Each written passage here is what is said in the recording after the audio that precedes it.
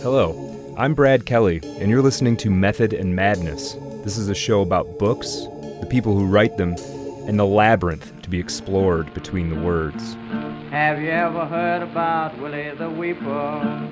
Had a job as a chimney sweeper. He had the dope habit and he had his bad. Listen while I tell you about a dream he had.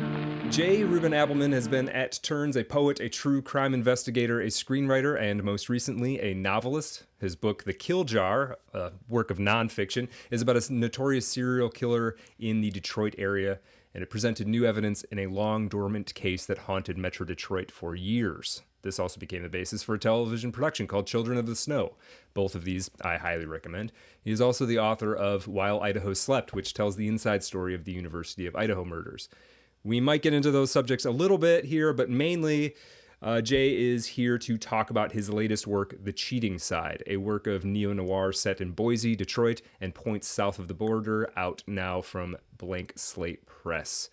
And Jay, it's really good to talk to you. We've had some texts here and there, but it's been a couple years since we talked. And normally I have guests on here and I'm excited to talk to them, but they're not really people I know all that well personally. So it's pretty cool to have you in here and get to talk to you for a little while. I really appreciate your time.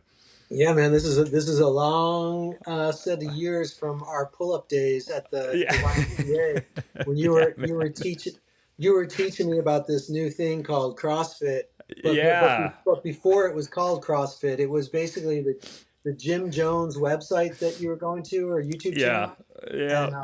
And then we were, that was like the precursor to like CrossFit. He was the guy who had trained the people for 300. For 300, yeah. 300. And then you and I were like, you were doing weighted pull-ups, and I was learning muscle ups and shit, and we were. Yeah, that's a long time ago. It was a long time ago. We were younger men then too. We could kind of I could handle a few more bumps and bruises. I do a workout now sometimes, and it's like it takes me a week to recover. Yeah, dude. It's funny. I got bit by a dog last night on my I went in a guarded position because his owners were these ladies I like, and I was standing by them and they were neighbors, and I didn't want to punch. I saw that dog coming. I was going to punch it. But then I was like, these are my friends. I don't know what to do. So I just kind of clenched up and it fucking locked onto my elbow. And the funny thing is I was like, that was last night, and this morning at the gym, I was like, oh, I remember this feeling. That was from when I did too many pull-ups. My elbow, I started to get all jacked up. And it was the same goddamn feeling as a dog latching onto my arm last night. So there you go. The story comes full circle the night before I talked to you. Yeah, man. Oh, geez. That's man. The working out thing is funny. I still get after it pretty good, but it's just like, I'm just at this point trying not to get weaker and like more decrepit. That's like the goal. It used to be like, oh, maybe if I work at it, I can do this. And it's like, no. Now it's like, can you still do what you did 3 months ago is sort of the goal of the workout. And as you know, because you're older and you're smarter, if that's the goal consistently, you will far outlast the people who are trying to max for the next 20 years versus sustaining a high, a 75 to 80% of your peak, sustaining that till you're 85. I mean, what more could you ask for? Right. Yeah. Exactly. Yeah. It is one of those older, wiser things. It's like, but then again, as when you're younger, it is kind of cool to just redline it for a little while. But in anything, whatever it is, there is a certain romance to it. Yeah, I'm back up to 2 plates. I'm back up to 225, basically. All right. I mean, like twice, Right. but hey, man, that's pretty good. That's pretty good. I feel good. I'm 55 now, man. I'm still kicking. Dude, that's 2 plates at 55. Hell yeah, that should be. That's more than I weigh. That's a lot more than I weigh. I'll tell you that. So I feel good. There you go. Well, maybe we'll get back to that. Yeah, let's. I read The Cheating Side. I was really anticipating it coming out. Really, really enjoyed it. It's a hell of a ride. It's particularly, I've got Detroit connections and Boise, Idaho connections, so it's like a book written for me in some ways. But could you just pitch it to us a little bit? If somebody's listening to it, tell them what they might be getting out of it and why they might want to read it. Oh shit, that's interesting. Um, I haven't done much of that. I'll tell you why. I'm in law school now, and the book came out. The book was accepted prior to me deciding to go to law school, and so it was already written, it was already acquired or whatever, and then I did law school, and the book came out on the last day of finals week, which might be for most people would seem celebratory or something, but for me it meant I didn't do any pre-publicity or whatever or pitching it or anything like that. So I don't even have a pitch down because I was just like, leave me alone. I'm studying for finals. Like it was really Right. fun, really hard. And but I'll say this, man. Look, the book takes place like you said in Idaho, in Detroit. A big chunk of it's in Detroit. A cool chunk Yeah. of it's in Detroit. Yeah, for My sure. money, some cool shit goes down in that book in Detroit. I agreed. And also in Mexico. But it's set. If you know Boise at all, there's Boise, and then there's Garden City. Just like there's Garden City in the Detroit area, it's I don't know if Garden City in Detroit is still like this, in the Detroit area, I should say, near Westland. But when I was rolling through Garden City near Westland back in the '90s, it was pretty sketchy place. Yeah. Garden City, where Jimmy grew up in Boise, is very similar. It's a pretty sketchy, sort of like low economic status type of place. So there's going to be a lot of trailer parks, a lot of no-tell motels, jack shops, things like that. And Jimmy, my character Jimmy Chinden, grew up on the main thoroughfare, Chinden Boulevard. He was orphaned in one of those no-tell motels, and that's where he gets his last name from. But he calls it the cheating side of Boise, Garden City. So you get the title from there. And he's a private investigator. He grew up in the shit. He became a cop. It didn't suit him very well. He became a private investigator, and he goes after. He's on a case to find a stolen car, basically. And when he finds that car, he finds a dead body in the trunk of it, and it becomes a regular murder mystery kind of thing. It's I like to think of it as like a literary mystery. It's very like James Lee Burke-ish.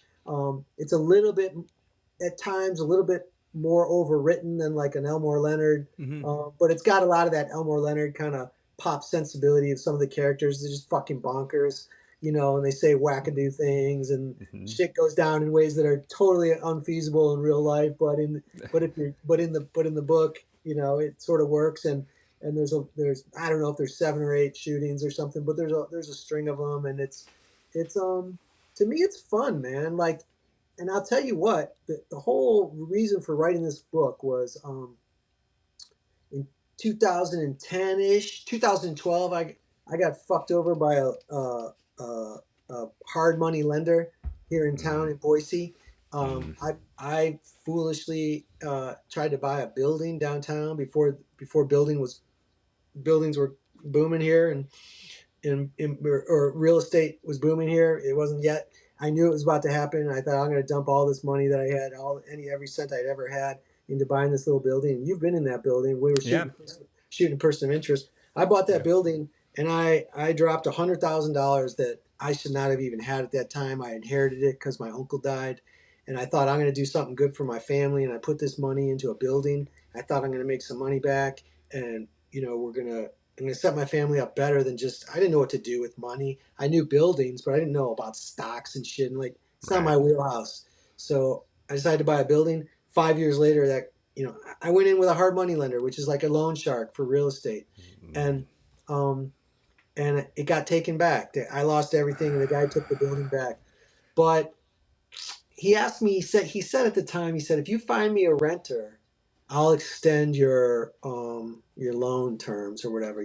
I could have kept it longer if he had abided by this new contractual thing he had posed, and I would have come out ahead because the industry changed, and I would have been okay if he had done what he had said. Instead, I found a renter for the building, and then he kicked me out of the building, took it back, and went after the renter to put the renter in the building. So basically, he just had me doing his dirty work, and he knew the whole time he was going to take the building back. My point is, I said to myself one day, I'm going to kill this motherfucker. And then I said to myself, obviously I can't do that. I'll kill him in a fucking novel. And so the dead body in the trunk that starts this whole thing is the hard money lender that's based on the schmuck that stole all my money here in town in Boise, Idaho. So Wow. first thing I do in that book is decide, I'm going to shoot this motherfucker in the face so that's how this book started. I got him in the trunk. Now what? Yeah. So I had to figure out that story, and I didn't know anything about. I just had butcher paper all over my apartment at the time when I was writing it, and I was just I say, well, I shot him. Now what? And then I'd say, okay, I'm going to drive him over there or whatever. Now what? Like I had nothing pre-planned. I had no, when you talk about method or whatever, no structural analysis from some, Save the Cat type of screenplay book for story writing or whatever. I didn't read Joseph Campbell's story or whatever the fuck it's called. I had one fiction class in my MFA, maybe two, but I didn't know much about story structure. I just read a shit ton and just sort of went guttural with it. I don't know how it plays. I can tell you one short version of what happened with that book, though, before I shut up and let you talk. Sure.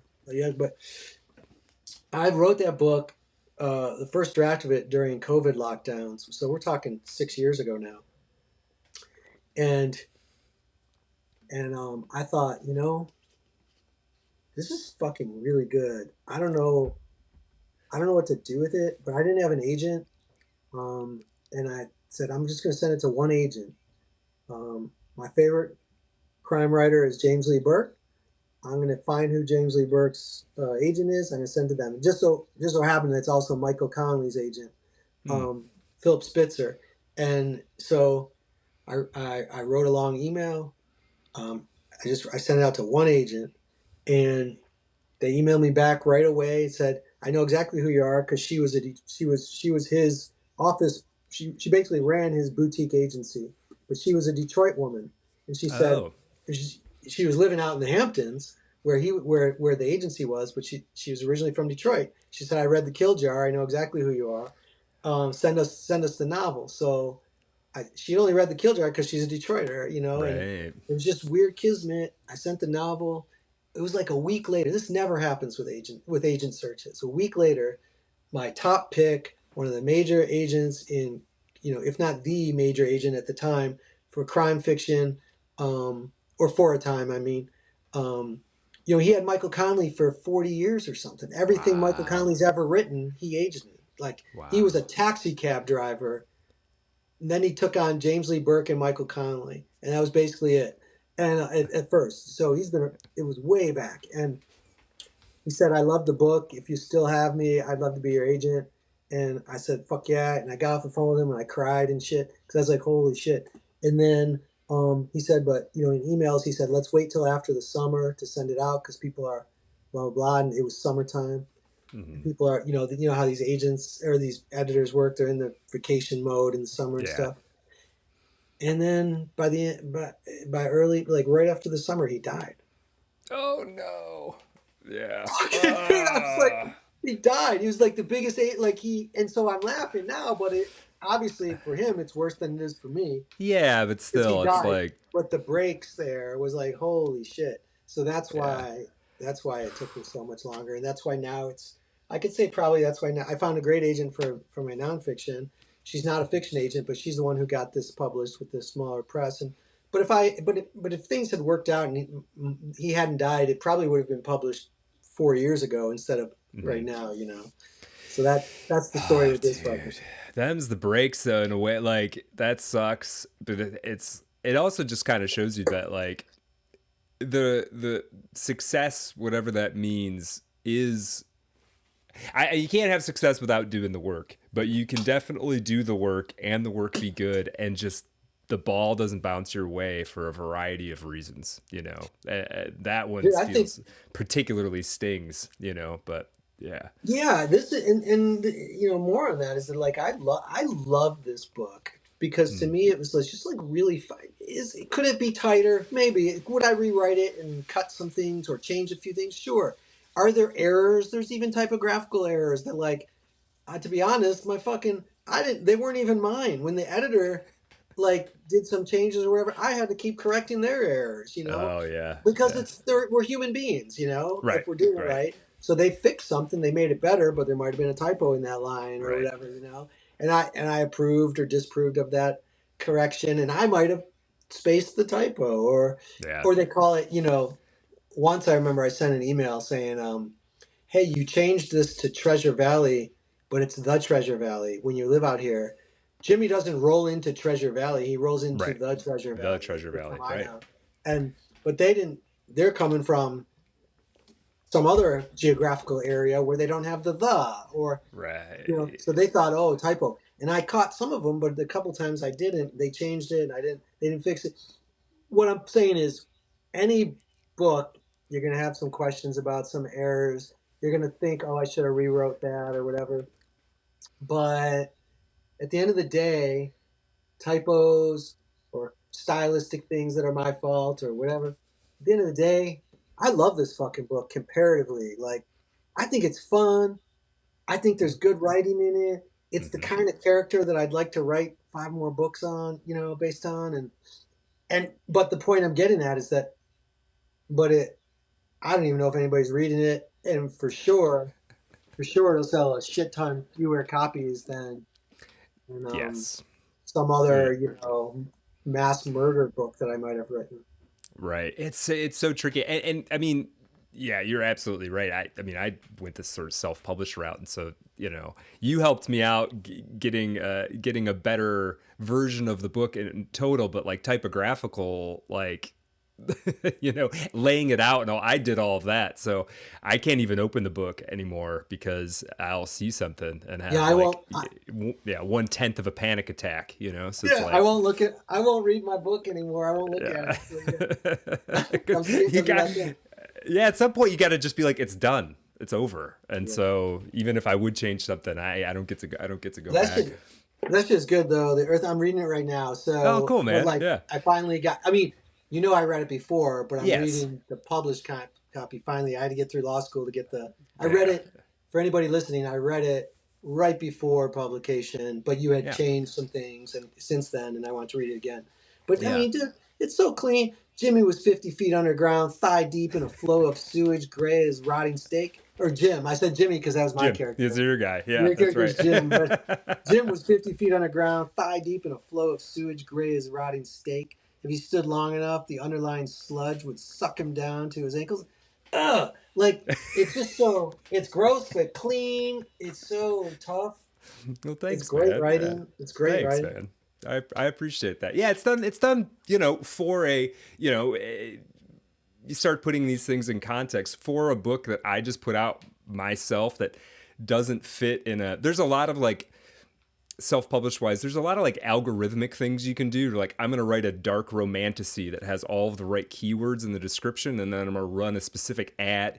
And I could have sold a lot more if I did something like that. For what it is, it's actually done. I'm pretty pleased with how it's done. People seem to really like it. So that's cool. I appreciate you. I appreciate the shout out. But we're here talking about you, man. I wanted to, one thing I wanted to note that I think is really cool that you're doing, and I think this is becoming, maybe this has always been the case and it's my sort of mind and taste that's changing, but I don't think it's just me. So you come into writing this book, or you bring to writing The Cheating Side with a lot of talent and skill, the capacity to write at a high level in like literary terms, whatever the hell that means. And then you're doing it in this sort of within the constraints of a genre. And the book does a lot of cool things, and it's a ripper. Like, I'm just ripping through pages. I think I read it in like 4 or 5 sittings. And yet, and there's something cool about doing that. It's like, we're going to take the conventions of a genre. We're going to do a bunch of cool stuff inside of it, but there will be like these recognizable touches and moves and character types and things. And I think that makes for sort of the most enjoyable reading. Because, I mean, what are we going to do? Like, you know, you mentioned Joseph Campbell.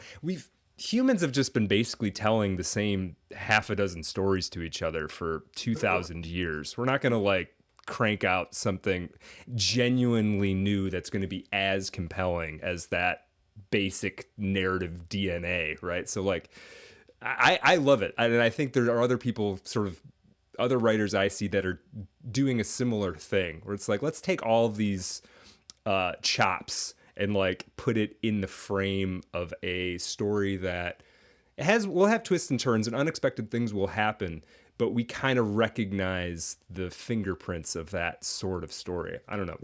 I love that. I love that move. So you're saying it's like an MFA person writing genre fiction or something? Basically, yeah. Basically, you said it better than I did, but yeah, but I tell you, well, the thing is, a couple things about that. For starters, I said that, and I think you said it actually more eloquently because you didn't pigeonhole it as MFA person. I'm just trying to get a sense of what you were talking about. But it was like, because I actually think, quote me on this. I actually think that most of the shitty writing comes out of MFA programs. So also lots of really great writing, right? Yeah. But I saw a thread. Man, I have so much to say about, like, this is going to go everywhere for a minute. But like, I saw a thread before I I got off social media a couple weeks ago. Not because I was frustrated. I just wanted to get the fuck out. But not because I was frustrated with what I saw. I mean, I just was like, what am I doing here? Fucking, I got shit to do. I got hard work going on, and I got to focus.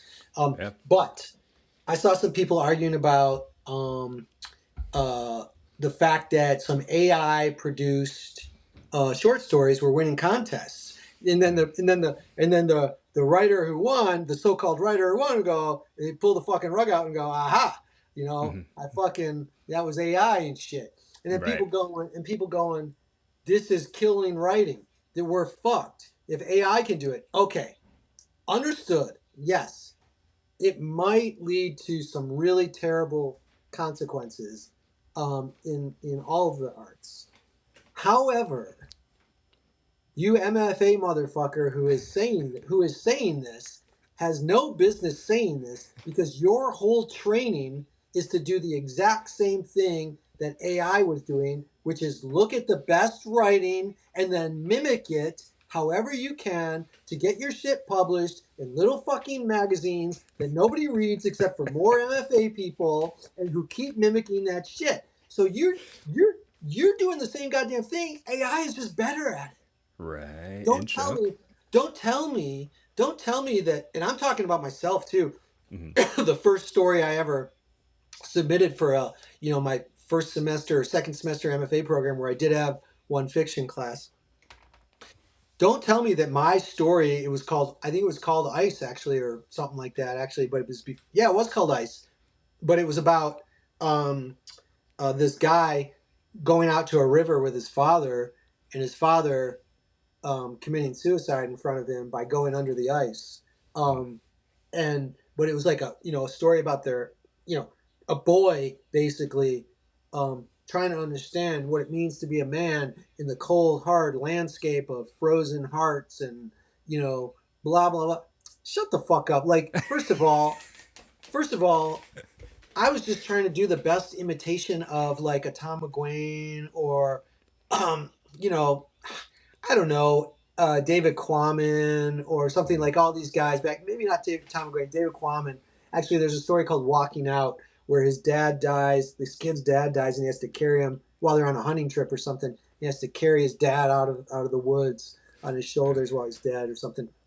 I've read that. I was just doing the same thing. I was saying, man, I wish I could write like that. Here's how you do it. Let's mimic everything he's doing. Yeah. How is AI doing anything different? And if the goal is to have content, not to be famous, but if the goal is for readers to have content, so that's the thing. Is the goal for the readership, or is the goal for you to flex your talent and to say stuff? And those are two different things. Yeah. So from an audience perspective, maybe writing is just going to get fucking better. Maybe we're going to read shit that is like blowing our minds 5 years from now that no human being could have ever written. Doubtful, but what I'm getting at is that the MFA part, so you take, okay, I have some skill sets. Okay, I've learned some things. I don't think I learned as much in MFA as a lot of people, because I was already like, I'd already spent 10 years cranking through my own style. And it was very clear in the MFA program that I'm not saying I was great. I was just I was never going to be an MFA type of writer. It was never going to happen. because I had already become like a Detroit hood rat, like Right. or gutter punk or whatever I Right. was at the time. And but but so I think it's more like a little bit of the opposite of what you're saying in my book. It's like I have a gut instinct and I use the little bit of literary part of me to make it digestible.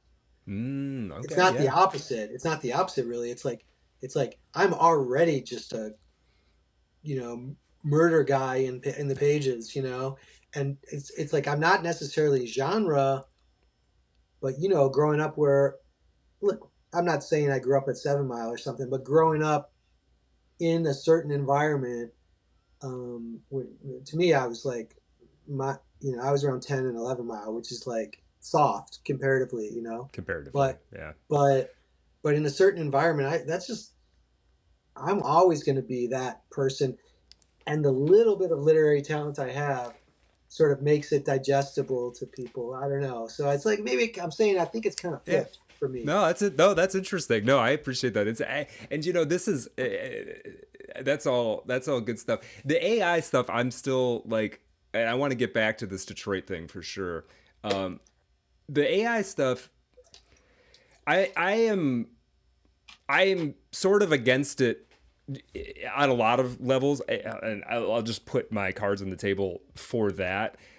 I'm afraid that the AI is going to make us all dumber. Not like Yeah, it's going to kill us all, but like we're going to lean on it so much it'll become like a crutch, and then we'll all just like gradually degrade, like cognitively. That's like maybe my biggest concern.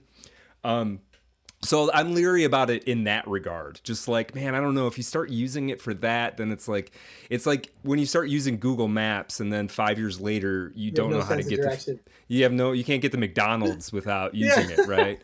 And it's yeah. like I'm afraid it's going to become like that, but for everything basically. And it's like I don't know if that's the world. I don't know if I want to live in that like in that space that much. Like that doesn't sound like a good thing to me.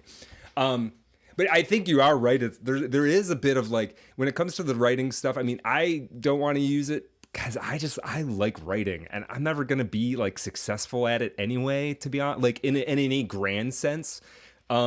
So but for me, it's about like solving the puzzle. Kind of is what, and Yeah, I'm but trying. just before you even got, Yeah. I'm not. I'm gonna just to be clear in case I don't think I actually mentioned this. Yeah, No. I don't fucking use AI for Right. anything for my writing. In fact, I would feel so ashamed to even use half a sentence that wasn't mine. Right? Right. Like so. Just to be clear, I'm with you Okay. 100% Yeah. from a Yeah. craft perspective. Mm-hmm. I'm never going to use AI to write my shit. No Right. fucking way. Right. Otherwise, what's the point of being a writer? Do something Right. else. Right. Yeah. Well, So that's the other thing. My wife and I were laughing about this. This was probably like a year or two ago, or might have been when we were talking about those awards, because she's seen my struggles with this, trying to get stuff published and blah blah blah blah blah. And we're like, people are cranking out AI books to make money, and I was like, couldn't they use it to like if I was my goal was to make money, the last thing I'd be trying to do is make a book. Like if I woke up in the morning, it's like, hey, I need to make some money. My first thought wouldn't be like, oh, I know, I'll make a book. no, Like, what are you talking unless about? no, absolutely, unless yeah, because that's the least fucking Right? probable way of making any money Yeah, whatsoever. yeah. AI or Unless, not, like, yeah, honestly, I think that like I'd get some shit for this probably, but probably not writers probably not, but that young woman's poetry that Joe Biden or somebody picked oh for the yeah, book of the fucking inauguration book or whatever the fuck it was, whatever that book was, this 22-year-old who like had the biggest poetry book ever in fucking the yeah, world, yeah. like pretending she's Maya Angelou and shit. Like what I'm saying is that book is so fucking bad from a craft and poetry Mhm. perspective, even from a spoken word perspective.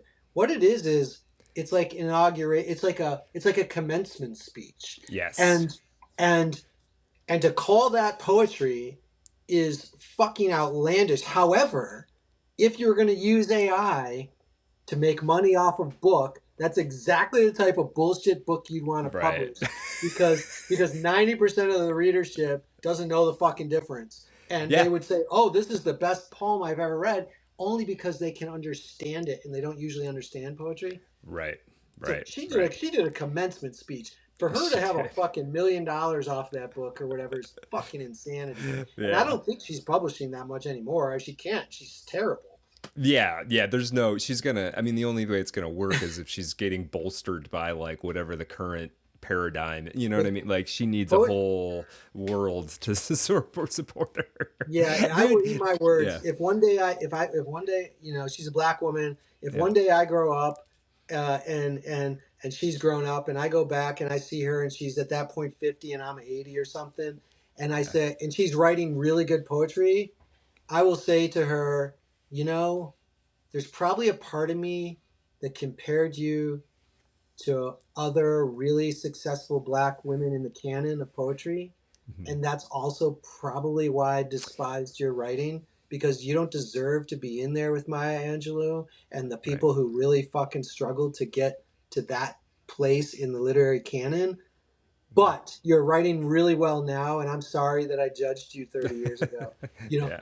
that's the best we could hope for with her. Right, right. She is one of those examples, and there are a handful of these. I mean, I've mostly like outgrown my resentments and things in this world, but there are occasionally somebody who has, and she would maybe be an example of that, where it's like it almost hurts my feelings that it's that successful. Do you know what I mean? Because it's just It's like, God damn it. oh, dude, oh my God, the people that work so hard, so fucking hard, who are Right. 30, 50, 1,000 times better than her Hmm. from a craft perspective, Hmm. from a knowledge of the poetry canon, and from the historical perspective, from a fucking, but also from a like gut, painful, horrific existence perspective Right, that they've, and we're talking just poets will never make money unless they're in academia, really, but yeah, people who've just said, I'm a poet, and they've spent right, 50, 60 years broke as yeah, fuck and never changing because they're the dedication to poetry and whatever.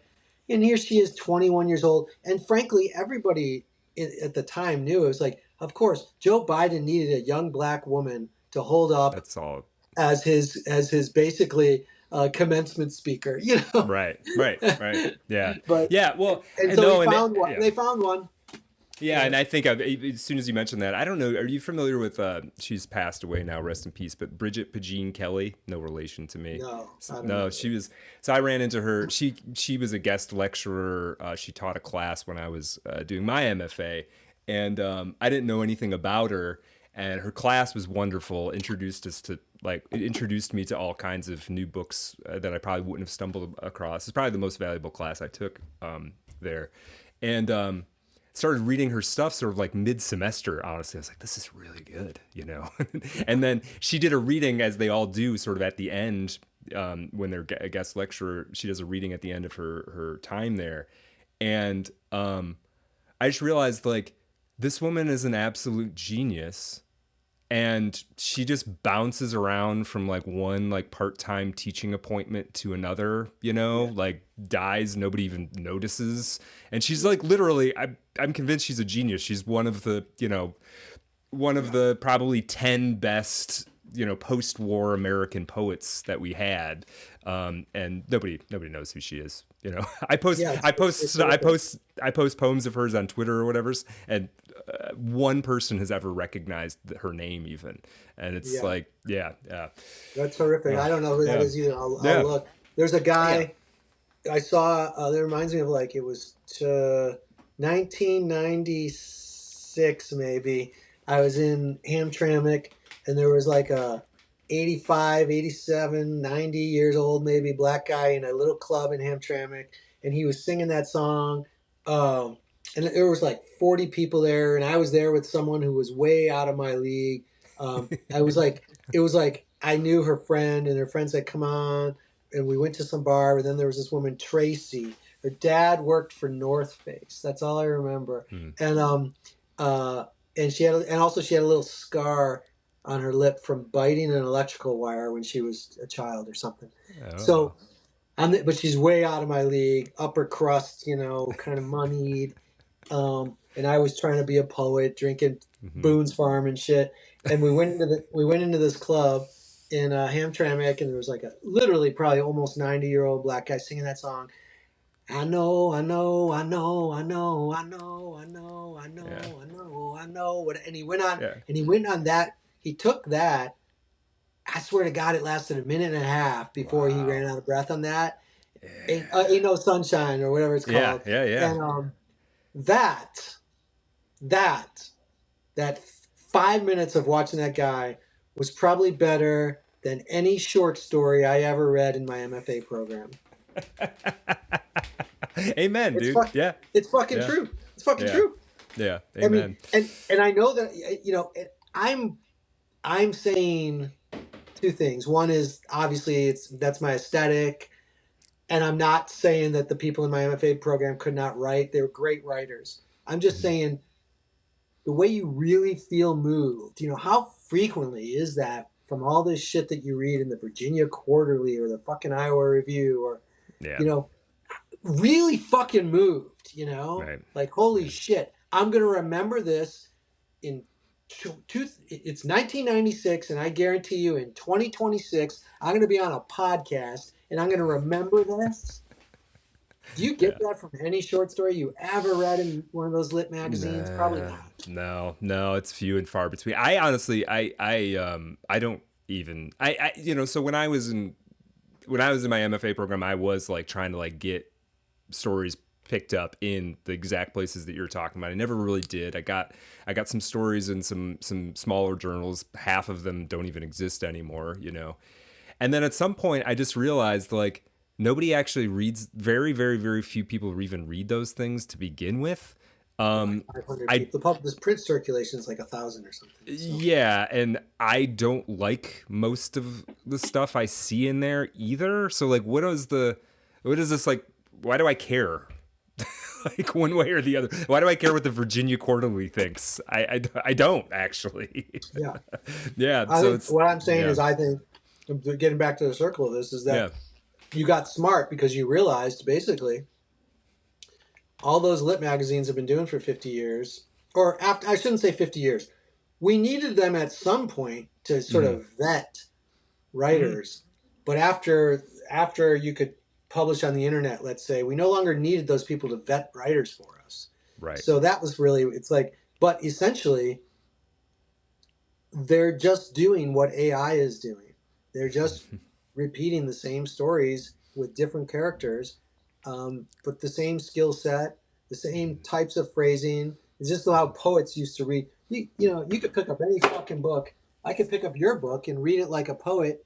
Yeah. Here we go. I don't even have my Oh, no. glasses on again. Jim was 50 feet underground, thigh deep in a flow of sewage. Gray as rotting steak. If he stood long enough, the underlying sludge would suck him to his ankles. Right. You know, whatever the fuck. Like, they just say, they do it like that because that's how they heard the person before them. That's right. That's how the last person. That's how the last person did it. Yeah. Yeah. No, I'm totally with you. And you know, there is a lot of in doing this podcast, I've actually like gotten to know. You know, I have a writer, one or two writers on here a month talking about their books, and they're mostly people who are occupying the self-publisher indie space. You know, people that are like in the network that I've kind of developed around the show, and there's some like real solid talent and people trying to different things, and they a lot of them haven't really been quite so programmed by that same like stepwise function. They never considered trying to be in the Virginia Quarterly. They're trying to be in, you know, they got something in some kind of crazy looking zine with awesome graphic design that, you know, is like doing something totally different. And now they're like, well, I wrote a book. I think I'll just put it out and see. Yeah. And it might not be perfect, but there is like a genuine, it's the whole effort behind it is genuine. There's like real creativity there. And there's like, it is a little bit closer to the guy in the old man in that bar in Hamtramck, just because there's some like almost like a faith in it or something that isn't caught up in some of the stuff that you and I kind of tried to like get away from a little bit. Yeah. That's you hit the nail on the head on the last part too, which is that I'm only pissed off about all that shit because I spent 20 years trying to do it. Yeah, You know, so like it's not I know what I'm talking about, but also I'm yelling at myself. I'm not yelling Right. at other people who want to go to MFA programs and Right. spend 3 years. I mean, it was also the best 3 years I could have ever taken because I was struggling as a fucking day laborer, and this allowed me to take 3 years and refocus and stuff as a writer. Right. So I'm not knocking, you know. So No. but you hit the nail on the head with a bunch of that stuff, and also, you know, what's even cooler is when you can get that. Is it Bill? I don't even remember who sings that song. I want to say Bill Withers. Bill Withers. Yeah. Is it? Is it? So it's like you take that Bill Withers singer in Hamtramck, and you just add a little bit structure to it. Like, so these unpolished maybe writers self-publishing for the first time. The books don't look great. There's typos everywhere or whatever, but there's some fucking great writing in it and some heart and some, you know, like George Hunter, a Detroit reporter, wrote a book that's kind of structurally a little bit messy or whatever. He self-published it, but he wrote a book about the Cass Corridor, sex offenders in the Cass Corridor in the 70s and 80s. And he's a great, you know, he's a Detroit news reporter and writer. He knows how to write. The book is quickly put together and put out there. You know, it doesn't hold up to the quality of a whatever type of, you know, big publisher book or whatever. But the point is, he wrote about shit nobody else was going to fucking write about. Nobody else would write about that shit. He wrote about it, and now that book is out there. And I'm so fucking glad that he wrote that book. But let me get back to one thing, which is that if you take some of that stuff and you amp it up a little bit more with some a little bit more resources behind it, you get that press. I think they went defunct, but they were out of Ypsilanti, and they were doing great books for like 10 years. Great fucking, I wish I remembered their book. Dance? I don't know. I think they're defunct now, but for like 10 years, man, they made beautiful books out of really, if I remember right, almost everything I read from them was like very much just shit that it's cutting edge, solid, literary, but exploring topics and ideas that you're just not going to have the big publishers get, and you're not going to get to many people if it's self-published. So they were like really serious literary people who did a small press, and they did it exactly how you would want them to do, which is like actual resources behind them somehow, good-looking books, great editing, and fucking just, it was like taking that Bill Withers, that Hamtramck singer, and giving him a record label for, you know, $100,000, not $1 million. But, right. You don't want to overdo it either. Yeah. Yeah, it was like fucking great shit. I don't remember what they're called. Dance rings a bell, but I don't think I know that press. They're and they're still around. I got a Detroit book coming out in a couple of years. I'll look and see if they still exist. Yeah. What, you do? Yeah. Well, it's set in the 30s actually, because the 30s in Detroit were insane. Yeah. And so post bootlegging. Yeah, it's like right after Prohibition ended, basically, and there's just so much corruption. Like 39, I don't know, not going to give away the book. This is just other research that's sort of ancillary to it. In 39, there was this woman who I think she was the wife of a bookie, and she killed herself, and she left this long note about all the cops that her bookie husband knew. And this led to this investigation, and like 150 cops or something like this went to prison, like dozens of them, right? And this this is after just a few years before this. Most of the city was run by this group called the Black Legion. Have you ever heard of the Black Legion? No, not surprised though. The Black Legion was they'd started as like a subset of the KKK, but they wanted to take over the country, and they got kicked out of the KKK. And they did like these ceremonies where they wore all black and they wore pirate hats, and they were killing people all over Detroit. They would mostly they mostly hated Catholics and union organizers, but they also didn't care for ethnic or religious minorities of any stripe. But members included like the police commissioner of Detroit, the mayor of Highland Park, like Wow. big people were members of the Black Legion, and it was, and it was and it was entangled in the whole gambling network, which was a big deal, and all of this stuff. So the 30s, like the interwar period in Detroit was fucking insane. Yeah, I'm not surprised. I was doing a lot of research for this new book that's about 20 pages from being done right now. Which it meaning like literally like next week it'll be done, the first draft. But I did not actually. Side note is that I did not plan to write this book after being in law school. I started it 2 years ago and suddenly decided I was going to go to law school, and then other things happened, so it had to be put off. But now I'm in sort of anyway. The point is I'm finishing it because it was already mostly done, and I just had to finish it. But I did a ton of research on Detroit in the 20s through 70s, basically. Okay. I didn't come across this Black Legion so much because my research was focused on certain politicians and some of the auto industry stuff, but not. Yeah. It wasn't just like organized crime in Detroit or whatever. Right, it was like just right. certain things. But yeah, that shit was crazy. So much of it, like the fact that Henry Ford was making tanks for America and Germany at the same time. Like, how do you fucking get off with that shit? Right. Like Right. literally, we're fighting the Germans and he's supplying tanks to both. Like, I don't know how that worked. Or it was like it was from his factory over there, whatever the fuck. But yeah. Or learning about certain houses down on I guess it's probably Lakeshore. I don't know what goes through. Oh shit! My memory's bad right now. Through the shores, like through Grosse Pointe Shores. Yeah. But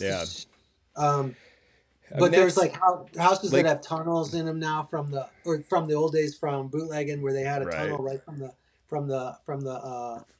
river, yeah. From the shore, from the river, yeah. And so there's like multiple houses that have tunnels and shit from there. I believe it, yeah. Because they would just pull the fucking barge or whatever the fuck, and they would carry the boxes through that tunnel, into the house. You know, they were moving. I mean, a huge chunk of the booze that got moved into the country during Prohibition, I don't know what the percentage is, but it's a big percentage, came through Detroit. Yeah. Yeah. Shit ton. Yeah. Shit ton. Yeah. So I was writing about that too, but yeah. No, it's such a wild place, and I don't know, like it's my relationship to it has changed. You know, I grew up in the northern suburbs, and I think anybody who grew up even in the suburbs, unless you were like very much like a goody two shoes straight A kind of kid, you got a little bit of hood rat in you. Oh, you just thought you didn't even, like you said, unless you were super good at it, because you didn't even know, like it was just normal. It was like I had friends. I'm like, oh, where'd you get those shoes? Oh, I got them off of so and so. He works at he sells them out of the back of the Foot Locker or whatever. You know, it's just like what you got these new Elite? Is it Elise ELIESE whatever they are? The brand. There's like they were hip in the '80s. They were like a tennis brand. But they have, like, you got them brand new fucking Elise for like, they were $30. I'm like, those are $110 and shit. And so, homeboy working at the Foot Locker is fucking loading 6 boxes a week out of his, you know. Yeah. And you just didn't think nothing of that shit. No, it's just how it was. It's like drugs are the same way. They're kind of everywhere all the time. Yeah. It's funny. So I went to Wayne State for my first undergrad. That was before I moved to Boise. I lived like about a mile and a half up from Old Tiger Stadium. Yeah. And it was all these old mansions that were built in the 20s that were all falling apart. And now that neighborhood has kind of like come back a little bit, mostly because I think a lot of Wayne State students started living around there. I mean, it was kind of like it was like post-apocalyptic when I was there, and I fucking loved it, dude. Yeah. It was so much fun. Everything was crazy, completely unpredictable. It felt like it didn't matter.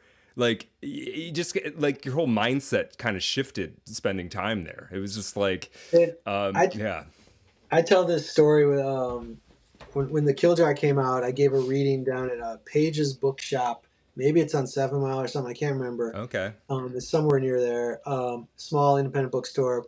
but I gave like a Detroit reading because it was a Detroit book, and basically, and Charlie LaDuff, the Detroit reporter, came because I sent him a message. Hey, I read Detroit: An American Autopsy, which is what the book is called. I thought it was a fucking great book. It's a great book. Yeah.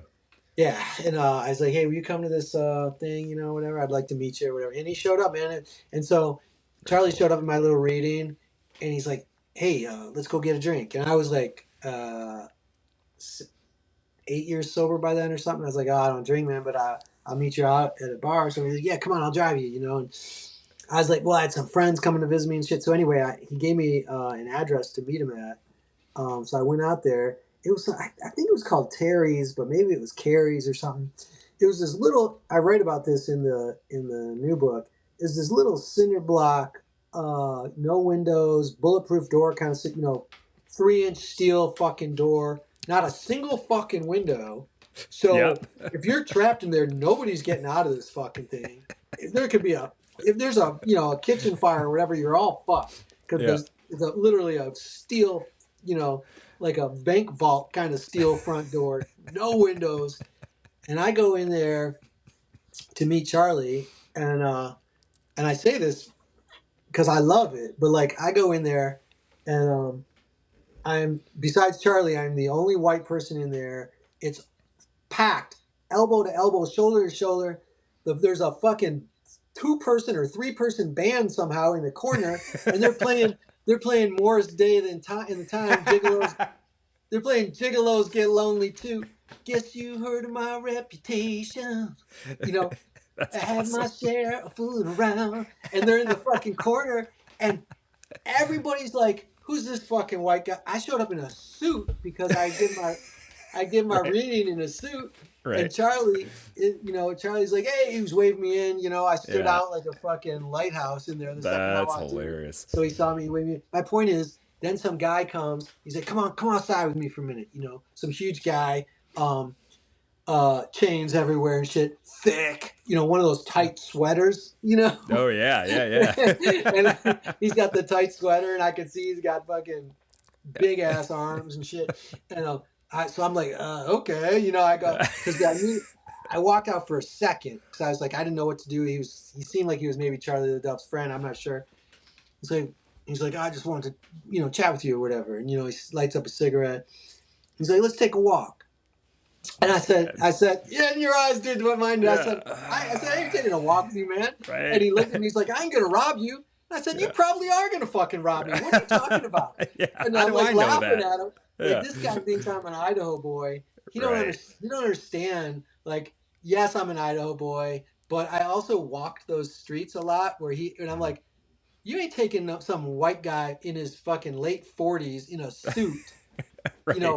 Anywhere besides that parking lot from a bar in 7 Mile. And like, right. But for a friendly stroll. Yeah. Like, where do we have to go? Yeah. Yeah. And it was late and it was winter, but that kind of what you said, anything could happen. You didn't know what was going on ever. It was all just energy and changes of scenarios and fucking.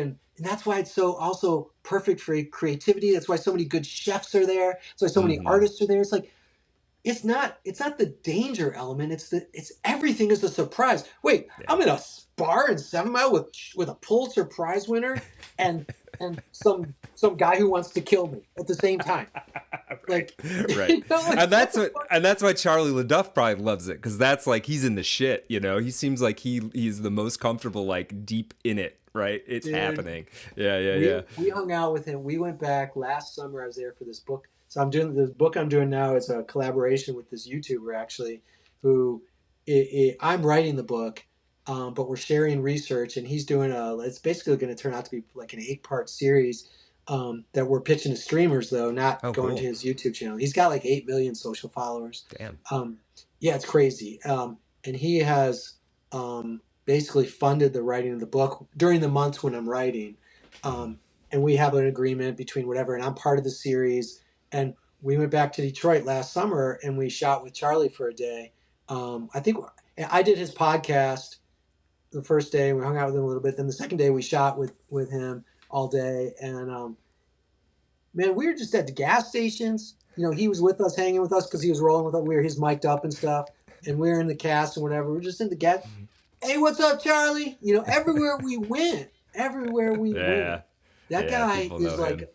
he's like a character on a TV show, like the white reporter that everybody Right. loves in the urban. He's that guy from that TV show, you know.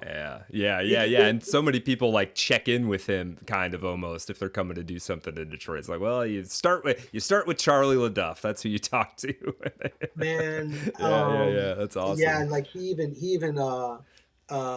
we had some cops roll up on us because we were parked funny because we were filming some shit, and the cops rolled up. Charlie knew him. He's like, "Hey, what's up, man?" And Yeah. he's like, "Charlie, you back there?" He was like, "Charlie's in the back seat or whatever." It was just or wherever, whatever the situation was, I can't remember, but it was like, Yeah. yeah, the cops knew him. They gave us a pass. You know, That's wild. Yeah. he got us into the Schwitz. We were trying to get the Schwitz. Yeah. we filmed in the Schwitz, and they wouldn't let me. We were trying to hook it up, and we couldn't get any traction.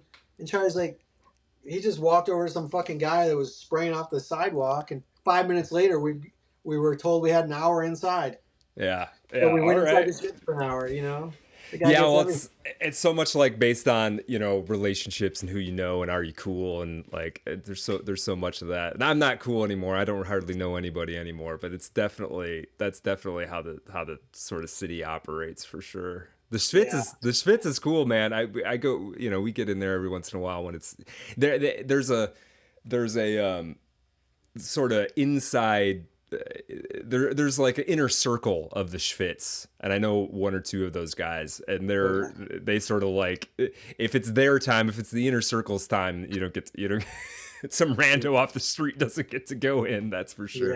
Yeah. I loved it. I loved it, and I loved their philosophy. Now we were talking about that and stuff. Like, Yeah. you know, it used to be basically like, you know, fucking STI factory, and now it's, you know, they've taken it sort of, this is not a sexualized place. Let's just fucking relax, which is way better than it being a fucking underground rape shop, you know, basically. Right. Of the 70s. But. Yeah. If you're in Detroit, though, yeah, look it up. The Schwitz. It's an old school bathhouse, steam room, sauna. Yeah, it's cool, man. Super cool. Yeah.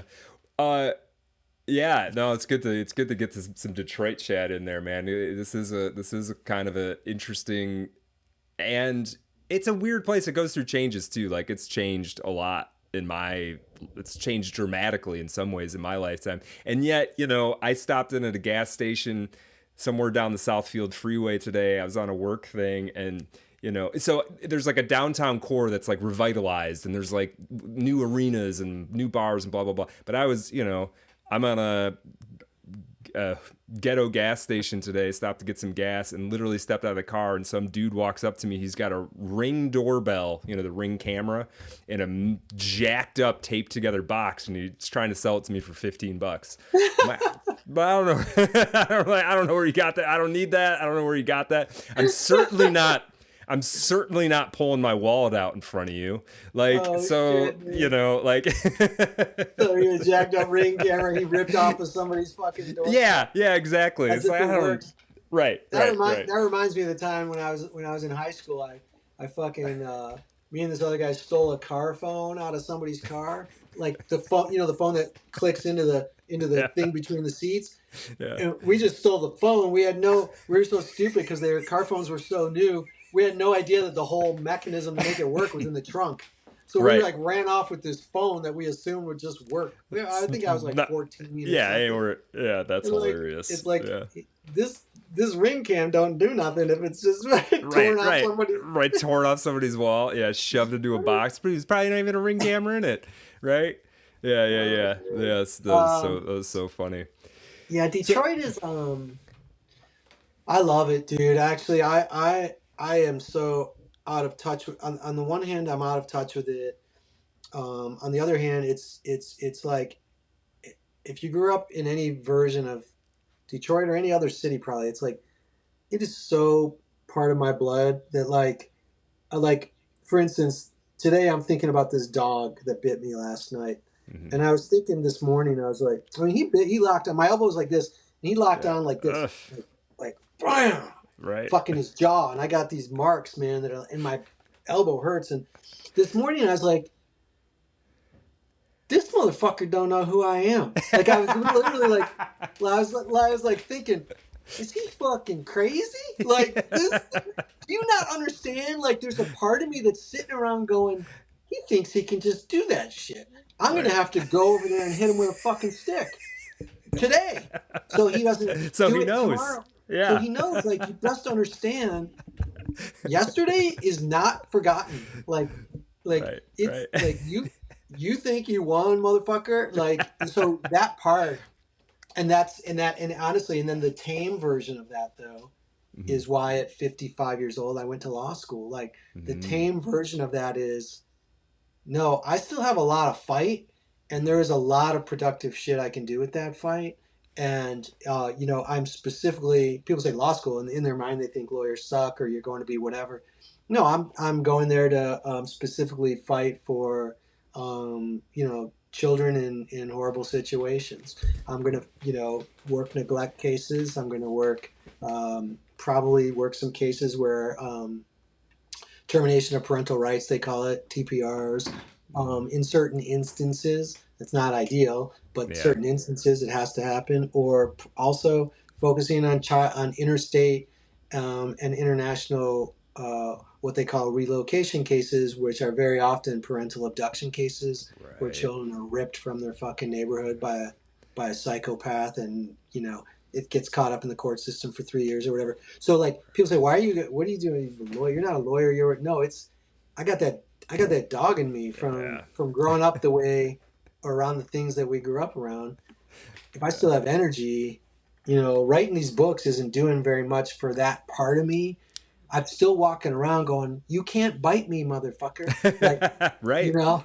Right. And so that's kind of like what law school is about. But and I guarantee you that all of that is from that Detroit growing up where we grew up and stuff. No, I love how you laid that out. Yeah, that makes sense. It reminds me, man, like I'm not a tough guy by any means, but I know exactly what you're talking about, and I do have like that line. And I remember when I moved to Boise, I was coming right out of Woodbridge, Detroit, to like a nice neighborhood right off Boise State campus. And again, I grew up in a very middle class, like everybody worked for Ford or Chrysler kind of neighborhood is where I grew up, but I remember, like one of the first girls I talked to in Boise, like flirting or whatever, she was like, you walking around like you're going to kick somebody's ass all the time. It must be why I liked you. Yeah, because I knew you as an undergrad. I think I took my first class, one of my first classes I took with you. So yeah. But yeah, and I was like, oh, I didn't realize I was doing that. Like it's not necessarily what I'm thinking consciously, but I was like, maybe I do walk around like that. Yeah, Boise definitely. And then you're here for long enough, and it sort of forces the edge off you because you stand out too much when you're edgy like that. Mm-hmm. Like I, maybe not anymore, but back in the day for sure, before the influx of people. Now there's all kinds of people coming from everywhere. But back in the day, I mean, I was swearing quite a bit, and I'll swear on a podcast, or I'll swear when it's one-on-one with a buddy. But, in public, you don't really catch me swearing very much because it just kind of got shaved out of me, so to speak, because I was like, nobody's doing this. And it's like, I remember some guy at Home Depot that, they screwed me over on some sale or something. I was returning something that didn't work or whatever it was. And he wouldn't return it or something. And I was pissed. And I was like, this is fucking bullshit, dude. And I thought it was just like talking to some guy out on 7 Mile, Right. This is fucking bullshit. And I was expecting him to go, I know, but there's nothing I can fucking do about it. Right. He had the fucking manager come throw me out of Home Depot. This is like, I'm not kidding, because I wouldn't stop swearing. I was like, and then I got off. I was like, on it. I was like, oh, I'm sorry, I can't say the word fuck. That's insulting to say. Like, I was like getting on some sort of, and they threw me out of fucking Home Depot. Man. Like, so I had to learn. Like, most people in the world don't act that way. Right. And there's a limit, and there's tone it down, and also it's not healthy to have that kind of aggression. I totally agree with that. Yeah. And that aggression comes from, as probably, but like anytime you study any physical sort of, let's call it combat or just, hardcore exercising or whatever, once you're capable once you're actually capable, you don't feel that fear anymore, and you don't, and your wingspan doesn't enlarge because it doesn't have to. The Right. wingspan, which is volume and all that other stuff, is meant to show threat. You don't need to Yeah. show that anymore, because Yeah. you have the capability. You're just like, whatever. Oh, you're gonna punch me? Okay, I'll wait till it starts to happen, then I'll fucking knock you out. But I don't have to. I don't have to like even think about it, or whatever. Right. And Right. that's part of that's maturity. Part of that's training yourself physically. Part of that's whatever. But all that aggression shit is not good. No. I think, but for me, like a lot of the sort of maturation process has been like figuring out, having like a lot of fire energy, like figuring out how to like get this pointed in a direction, basically, because Yeah. yeah, back in my Boise days, I was still running pretty well. I had a full-time job and was going to school part-time, and I still had like this headroom of energy, which was just Yeah. like booze and partying and Hey, running dude, you have a around and T-shirt. like Your yeah. T-shirt said in. Your T-shirt said infidel. I did have a That was your T-shirt that favorite said workout it. T-shirt, man. Yeah, I was Infidel. I was going. like, I gotta work out with this motherfucker. Yeah, I was going pretty hard. So it took me a while to like get, okay, what if you do all of that and then you're not an asshole, or at least less of an asshole, and then you like take that stuff and you kind of like point, at least sort of point it in a direction. Maybe you can actually like, I don't know, do something. Yeah. Yeah. Yeah. Yeah, for So, sure. what do you want to talk about now? You want to talk about? Well, I want to talk a little bit about. I mean, you started mentioning it, and this would have been a segue if I'd have done it at that time. But talking about what the sort of direction you're taking in the law school stuff, I want to talk briefly about the kill jar. I know it's done really, really well, and I know it's probably, to some degree, maybe old news for you. But I was hoping, at least for my audience, might tell us like a little bit about what that book is and sort of what maybe the genesis of it was for you. I know it was sort of an obsession for a long period of time. Sure, man. Yeah. Yeah. When I was a kid in the 1970s, somebody tried to abduct me. This is in Southfield where I grew up. I had been shoplifting at a local Century Drugs, they called it. I stuck some candy in my pants, and I looked down the aisle. I was like 6 or 7 years old. I looked down the aisle and I was a tot. I was first grade, I guess, something like that. And I looked down the aisle and I saw a security guard sort of see me. What I thought was a security guard. He's wearing a blazer. He was staring at me. I don't know. I made him as a security guard for some reason, and then I took it out of my pants because they had security guards back then at some of the places, but they weren't wearing uniforms the way they are now. They were like plainclothes, detective looking, And I took the candy out of my pants. I put it back on the shelf and I split. Well, this motherfucker followed me back across Evergreen Road. He got in his car. He followed me like 4 blocks. I was walking home, and he tried to get me into his car. At the time, I ran away. Nothing happened. As an adult, I realized that's not what security guards do. Like he wasn't a security guard. He was seeing me as a mark that he was trying to abduct, or temporarily at least abduct,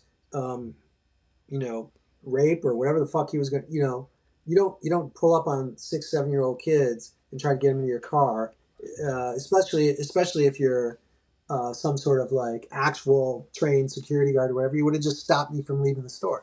Right.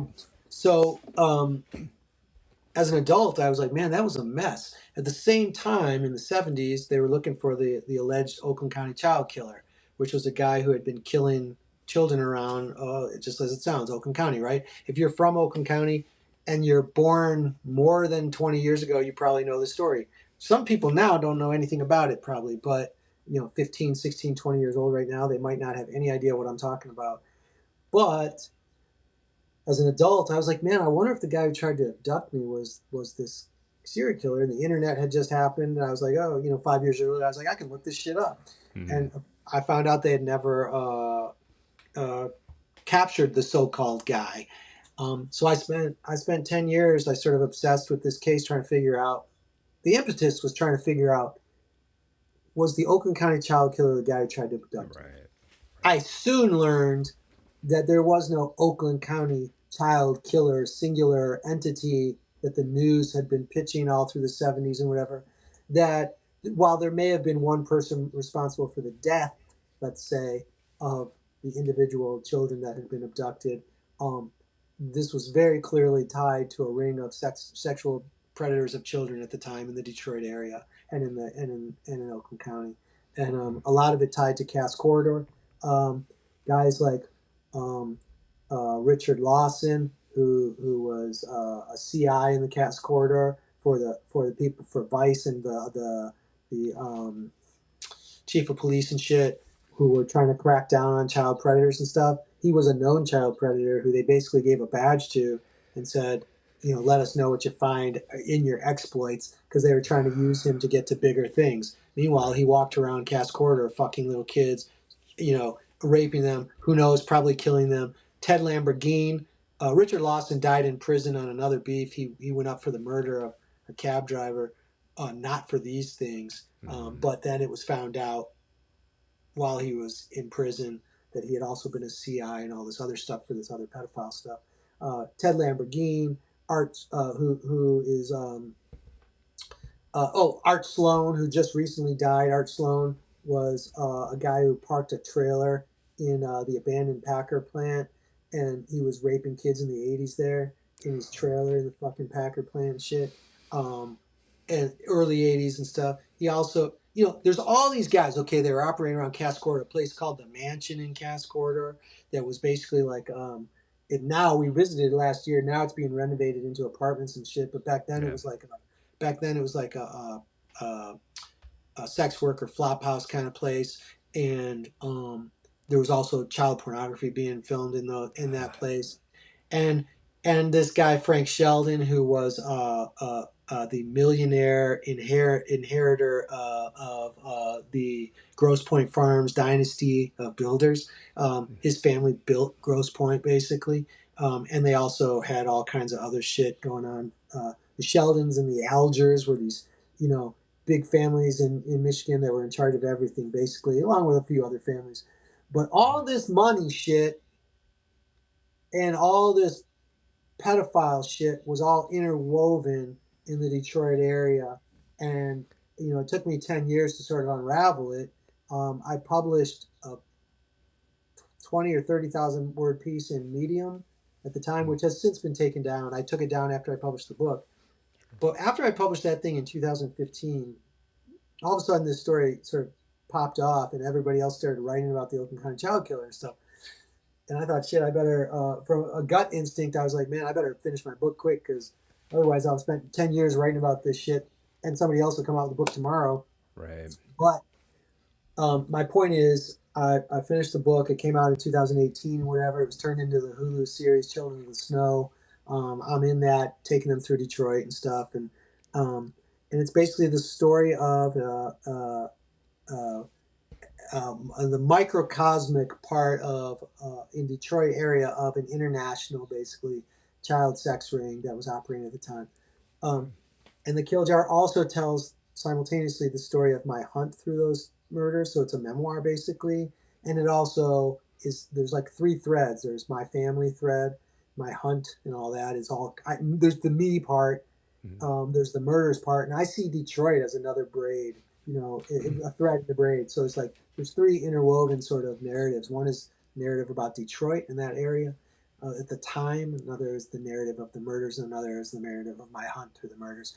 Right. And the book I'm working right now is a follow-up to that. It'll be done in a couple of weeks. The thing I'm doing with that YouTuber, he's not a YouTuber, but I say that he is a YouTuber, but yeah. this what he's shooting now is a real series. But this is a follow-up to that.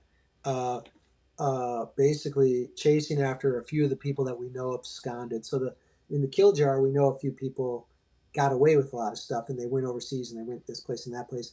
This follow-up book follows where they went and chases them down. And it's tied to more international type of stuff than anything I touched on in the Kill Jar. So, but I see the Kill Jar as a very Detroit book. It is. It's over there.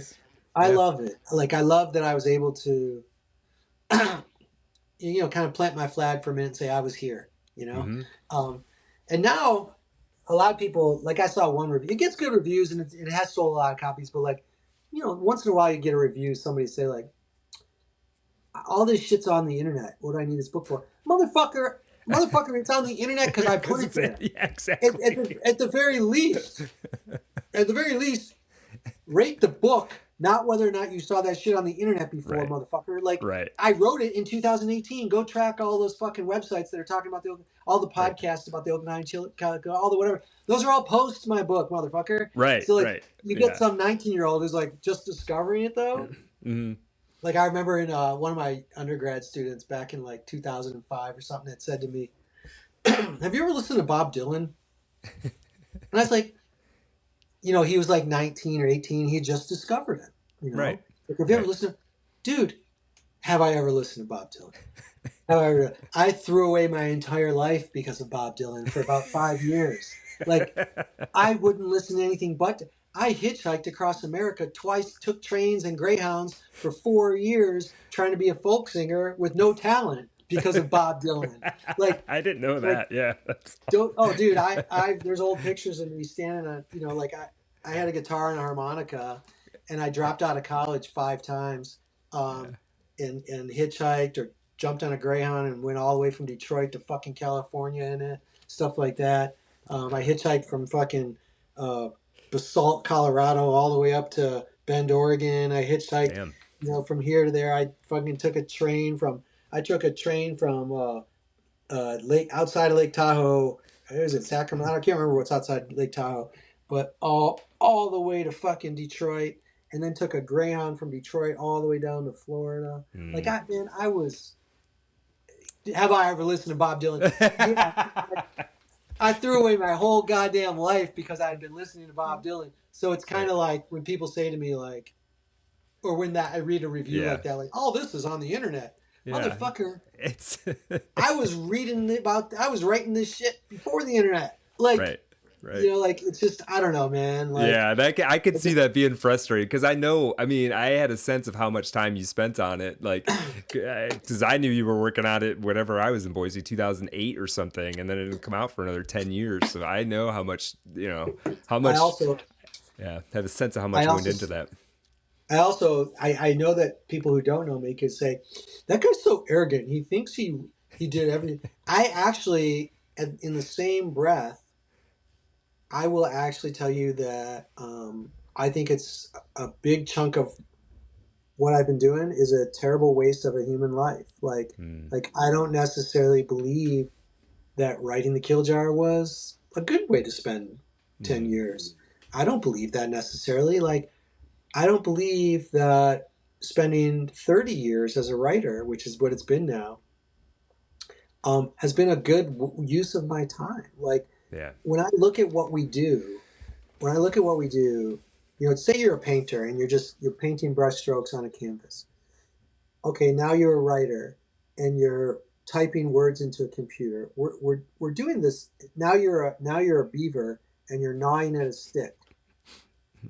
Or you're an insane person biting their fingernails down to their knuckles.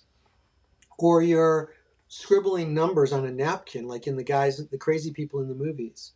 And it's like, there's something about this that is not, it's not art, it's mental illness. Like that, like you are just locked in a fucking room most of the time, away from humanity, going like this with your fingertips and hitting keys.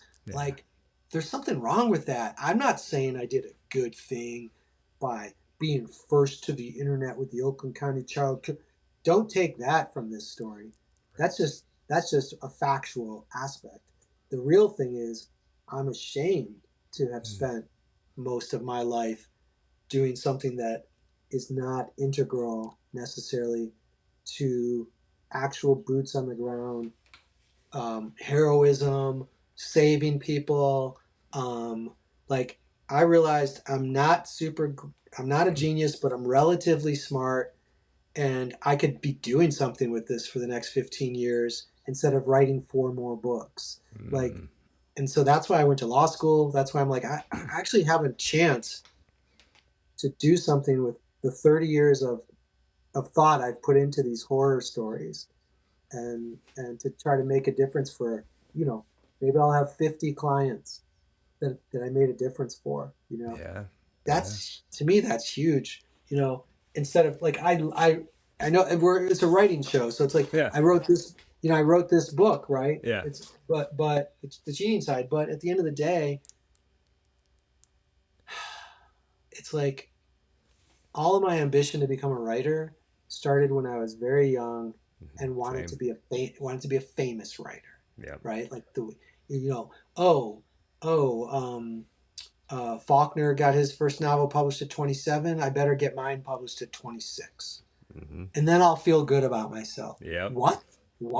Like, where does that come from? Like, you're trying to beat like the path of one of the most world renowned writers. That's the ambition.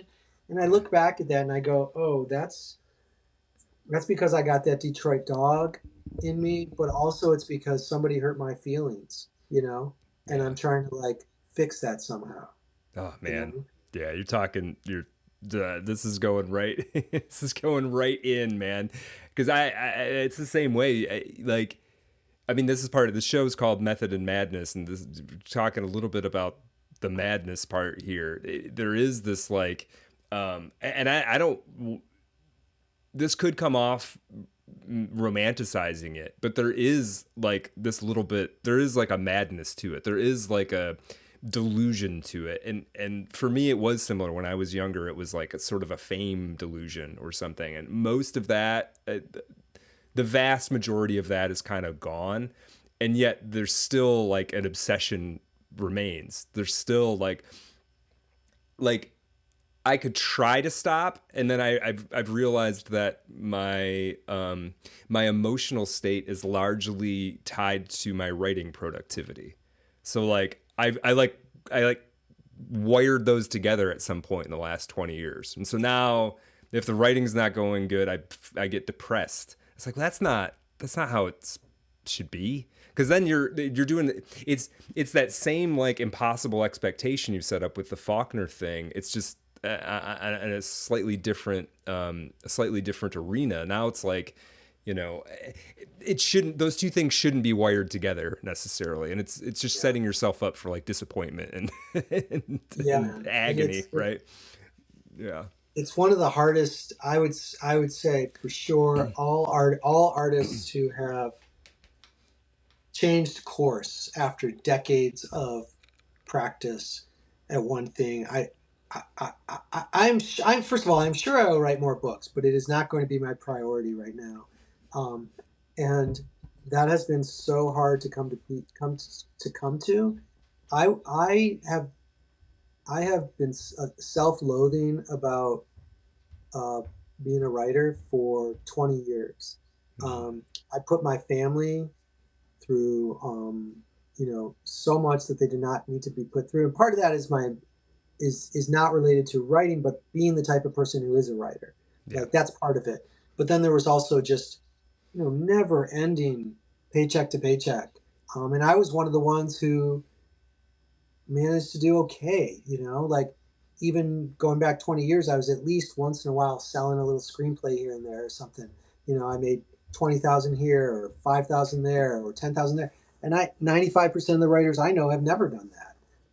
They've never been paid anything for any of their work because it's so hard to get somebody to invest in you. Because we are sort of giving them a product that they then have to actually invest in to be made public. Right. So like, even screenplays for a vanishing public too, especially if on the fiction side, it's just getting smaller and smaller. Yeah, for sure. And so I felt years and years of shame about that, and the fact that I couldn't stop because two things were at play. One is who I identified as, and it was everything I knew about. I knew if I had a conversation with anybody, they would go, "Oh, this guy's an artist." Like it's clear. I don't mean a great artist. I just mean they think differently. And the second thing is that I had already, and so I was like, I can never get away from that anyway, no matter how hard I try. Yeah. But the second thing is that I'd invested so much. It's just like that. It's the Death of a Salesman, Willie Loman's story. It's like if I could just get that one sale, and you just think it's right around the fucking corner. And at the end of the day, you're a goddamn junkie. You're no different than the guy who's going to the track with all of his family's money. Like, yeah, you're cooler than that person and you're not high, but you're taking, it's like you're gambling with the food on your family's table because you are driven in a certain way. And I never wanted to change that, because then I knew changing that means 20 years of, let's say at that point, 25 years, whatever, of something I dedicated my life to had been a complete failure. Right. And I didn't want to accept that, right? Then I did this yoga training and for 5 months, like 3 years ago. And I came out of the yoga training tapping into something that I'd already started to feel, but didn't have real language for, which was like, I had already started to feel none of this means anything. My whole life, my books, my whatever, I'd already started to feel it's meaningless. And that felt bad. And then I did this yoga training and I came out of there going, none of this means anything. And that felt good. It was the same goddamn thing. But suddenly I was like, I had this moment where I was like, the yogis say, there's a story in the yogis, I won't tell the whole story, but if you're a student of yoga, like a real student, your yogic philosophy, you know what I'm about to say, but the yogis say, so, like, it's like just, oh. And because nothing meant anything, everything was on the same plane.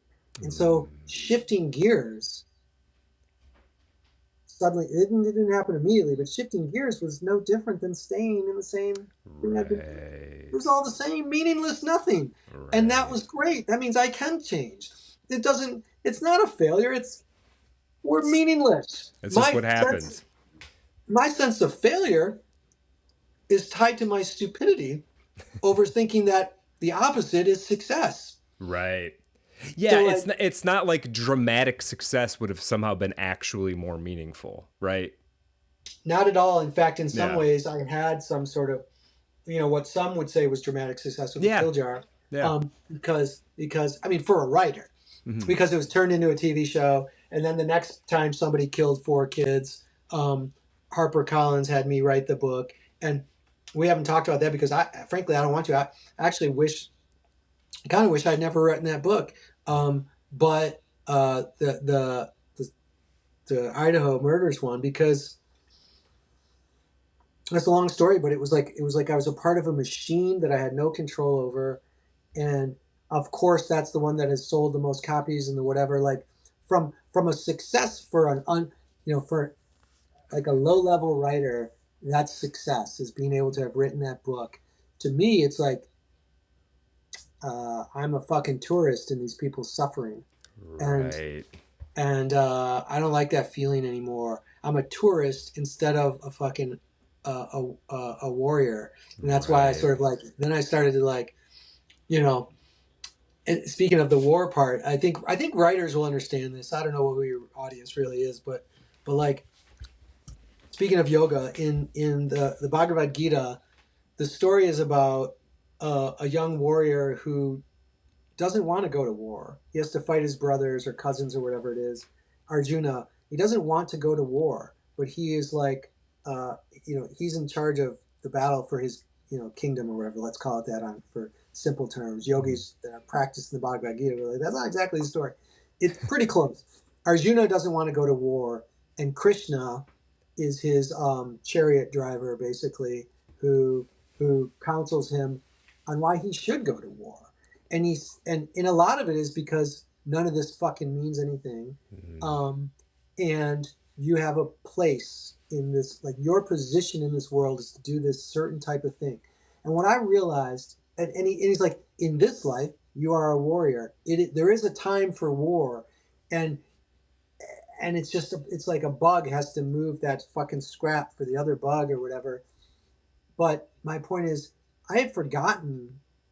I came out of yogic whatever going, I'm only an artist. I'm only an artist. And none of it means anything. I'm only an artist. And suddenly it flipped because something happened in my life where I was like, holy shit, it's time to go to war. Like, and I was like, and that's okay. Like, war is actually okay.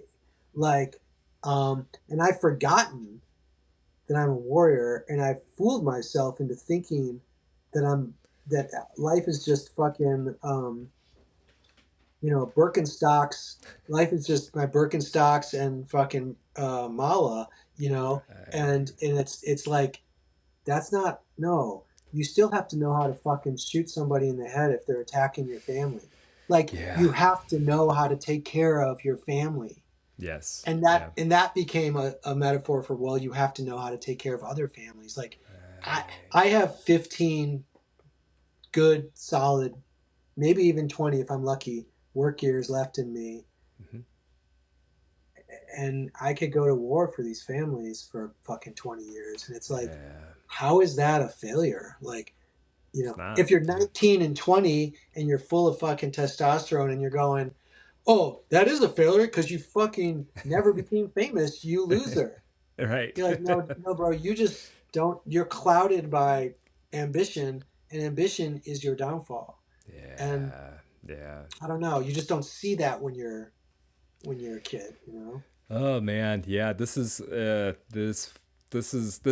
beautiful, absolutely beautiful, and it's talking to some stuff I'm sort of wrestling with at the moment too, kind of thinking about how I'm spending my time and where I'm putting my energy and all of these sorts of things, because there is a started to reach a point where there is a little bit of a doing the same thing over and over again and expecting different results, and some of the romance and the appeal has worn off, but I am sort of facing this thing like, man, I kind of pointed everything in this one direction. I don't really know, and I have a day job that's something completely unrelated to writing, right? And so that factors in to a certain extent. But there is like an element of like, man, what the fuck am I doing? Why am I doing that? What does that get? And then you do start to realize, like, even if it does, like, quote unquote work, it's sort of like, well, and yeah, dude, I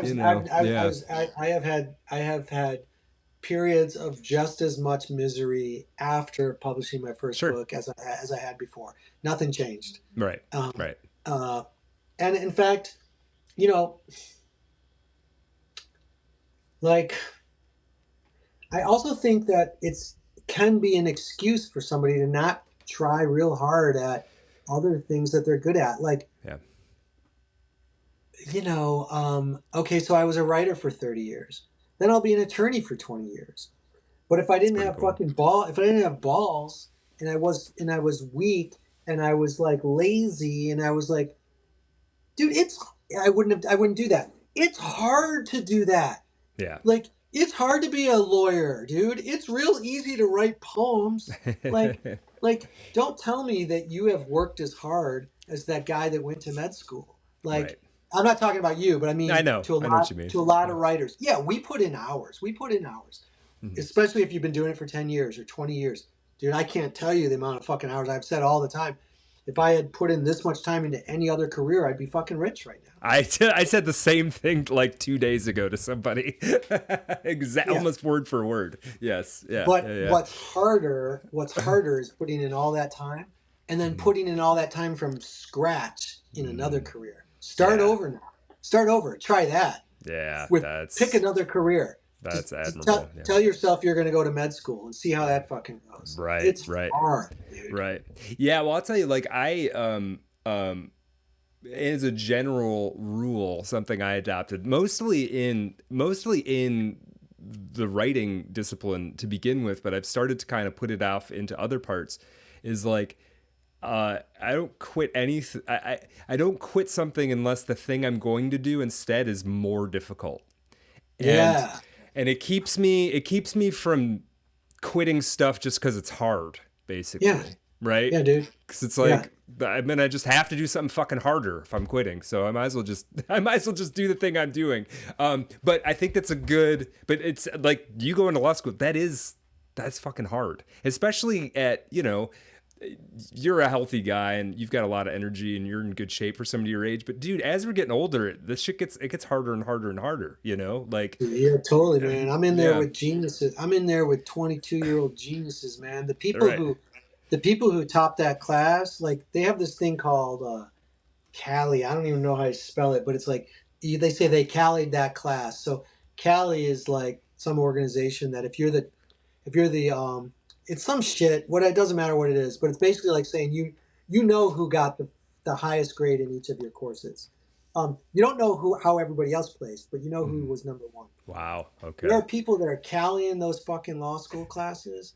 They started law school at 20, like they were in with me. They're 21. They didn't even turn 22 till halfway through the first year of law school. That's So I'm in there with wild. 21-year-olds who are getting the top score in law school.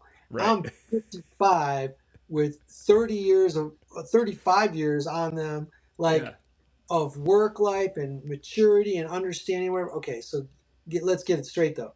They are smart as shit and they are really good at it, and it's really hard for me. It's Mhm. really hard. I know that I'm having to work twice as hard as some of these people. But at the end of the day, we're going to come out with the same degree, Yeah. and they don't know anything. Like that's the funny thing. Like I talk to some of these people, like motherfucker, like Yeah. literally, they're still, some of them last year. I don't know if they are now. They are still living at home. They Right. never. Because they went to Boise State, and I love them. Don't get me wrong. If Yeah. you end up listening to this, you know I love you. But Yeah. like they went to Boise State and they lived in the foothills at their parents' house, and they started law school at U of I campus, the satellite campus here in Boise, which is Hmm. where I'm going. Hmm. And they still haven't left their parents' house. Mom and Right. dad are still feeding them, doing their laundry, all this shit. They don't know a goddamn thing, but they're smart at they're book smart Hmm. way beyond me, and they will be great coming out of law school and like doing contract work or something where they have to review documents and whatever. Right. But there's no way in hell you'd want them litigating your case tomorrow, because Right. they don't know anything about the world or about people or about what a grandfather actually feels when he's in that courtroom looking at his granddaughter, or they don't know that stuff yet. They don't know what judges are worried about or thinking about, or the problems that judges have, or the problems other attorneys have, or how they're approaching things. They'll learn that shit, and they will lap in 5 years. They will lap me after, probably because they're book smart as shit. But Yeah. Eventually. but Yeah. But yeah. eventually, not 5 years, but it's funny. They don't know a goddamn thing. Yet they are acing every Right. class I'm in. Oh I'm like, yeah. shit, this shit is Oh yeah. hard, man. Yeah. Because I Well, can't do that. I can't I ace it the way they did. yeah. I mean, I've had this similar. The company, the engineering work I do, the company I work for, they hire all people right out of college, right? Yeah. So most of the company is much younger than I am. A lot of them are like same age you're talking about, a couple of years older. And Yeah. honestly, they're all better engineers than I am in terms of knowing stuff and like knowing tech and blah blah blah blah blah. But then you do run into these situations and you're like, it's the exact same thing. They don't actually, like, it's the first time they're seeing something happen. Everything has been in the book up until Yeah. now. Yeah. So they Everything. like, Yeah. I love it. I love being in class, and it's like, there'll be like, we'll be presented with a case, like even in our property class, and we're reading these 100-year-old cases lots of times. They're from, Sure. and they're 100 years old. It's a judge's opinion that's dense and fucking crazy. And they're written by judges who were writing like they grew up 150 years ago, because they did. And so the case we might be reading about, the judge was 70 when he wrote this thing. He's writing in 1880s language or whatever. Right. And but in all of that, sometimes, frequently enough, there'll be like, so what do you, the professor will just sort of open it up like, what's going on here? And I will say something that, I very often it's not even case related. It'll be like, not case related, but law related. I'll raise my hand and I'll say like, I don't know the legal standard that we're going to be dealing with here. I can't figure it out, but clearly this dude is skimming off the top, Right. and half the people will crack up because they didn't think about it like that. And I've had people say to me like, yeah, I love when you have things to say, because it's always some insight that is somehow not related to the actual answer, but without that, you couldn't get to the answer. Mm-hmm. Like they say, why would they structure it like this? They would say, and in a contracts class, I'd say, because this guy wants to skim off the top, and that's clear. It's very fucking clear that it's structured in that way with this loophole, with that, whatever. Yeah. Now I just have to remember the law and how to apply it, but they don't know that first part. So in the field, you can walk up to something and look at it and go, I know exactly what that is by instinct. That's going to fuck everything up. Right. They might have the scientific term for why, but you know what's about to happen and they don't. You know? Yeah, no, that stuff happens all the time. Well, yeah, they in like your cases, those people didn't get ripped off by a hard money lender ever. Exactly. Right? Like that's they don't even doesn't even occur to them that that's like part of the world yet. You know. Yes. Yeah. No, they'll learn, but yeah, they will. Yeah. No, and that's they've got bright futures ahead of them for sure. But it is fun as you get into like middle age and beyond to start looking back and seeing. Now that's how a person develops, right? You got to start somewhere. You can't expect a person who's 20 to have a bunch of knowledge about the world, you know? Yeah, it's the best. Yeah, and also a lot of like, this goes back to craft, maybe an MFA thing or something like writing, but like, first of all, some of these great writers don't have a goddamn thing to say. Mm-hmm. So it's like boring as hell. You're just like, oh, this is savvy. This new book of the year. All it said was something politically correct enough that it became super popular, and the writing was really good. But you're like, I mean, right, like craft wise, right? Because they learned to do a sentence. But then you're like, I'm so not interested in this story or whatever. It's 1,000% nothing. But also, sometimes the expectation. So, like, let me say it like this. I learned in theater when I was writing screenplay, when I started writing screenplays, I had also started studying, prior to that, I'd been studying playwriting, and I learned in that world, I think this is a pretty common thing to nod to, that if there's a gun on the table on the stage, that gun's got to be used, right? Yeah. People talk about that. Why? Yeah. Okay, that's what it is, right? That's what I couldn't remember. Mm-hmm. Chekhov's gun. Well, that's fucking stupid because, like, I mean, I understand that I went by that principle too. It's like, why would you drop that into this? You have a million things to choose from. Why would you drop that into the story if it's not going to be used? Mm-hmm. Well, first of all, you might want to drop it into the story because it's not going to be used. Right. And you want people to think about that gun not being used. But in that way, it's still being used it's being used as a tool to get you to think of something else. Here's the cleaner version. That's more common. When you see a bouquet of flowers, or let's say not even a romantic bouquet, just a vase with a few flowers in it in somebody's house. Let's say it's a vase with a few fake flowers. You can assume it's been there for 5 years or something. If it's fake flowers, it's part of their decor, right? Mm-hmm. Would you say that vase with fake flowers has to be used? No. So why? It's their decor. It's an indicator of who they are. So a gun on a table most of the time is not used, right. But in 10% of the households in Idaho, there's a gun in a drawer. Right. If there isn't a gun in the drawer, then there is a certain type of Idahoan, and if there is a gun in the drawer, then there's a certain type of Idahoan. What's wrong with just having the gun in the drawer so that you can just say, oh, there's a gun in the drawer, they're that type or something. So here's the thing. My book, after I lost my agent for the cheating side, after the guy died, it took me 2 more years to find another agent. And then she didn't start pitching it until after I wrote the While Idaho Slept book. So then she started pitching the novel, and it got rejected like 20 times. We ended up with a small press because very, very similar things in the rejections from more of the bigger presses. And about half of them said, well, Jimmy, the character I wrote in there is like semi-queer. You don't really know where he is. He has some like encounters. He has like one encounter from his past where there's a male cop that he runs into on this case who apparently they got drunk 10 years ago and fucked around or something, right? Yeah. That's what you get. That's what you get from the story anyway.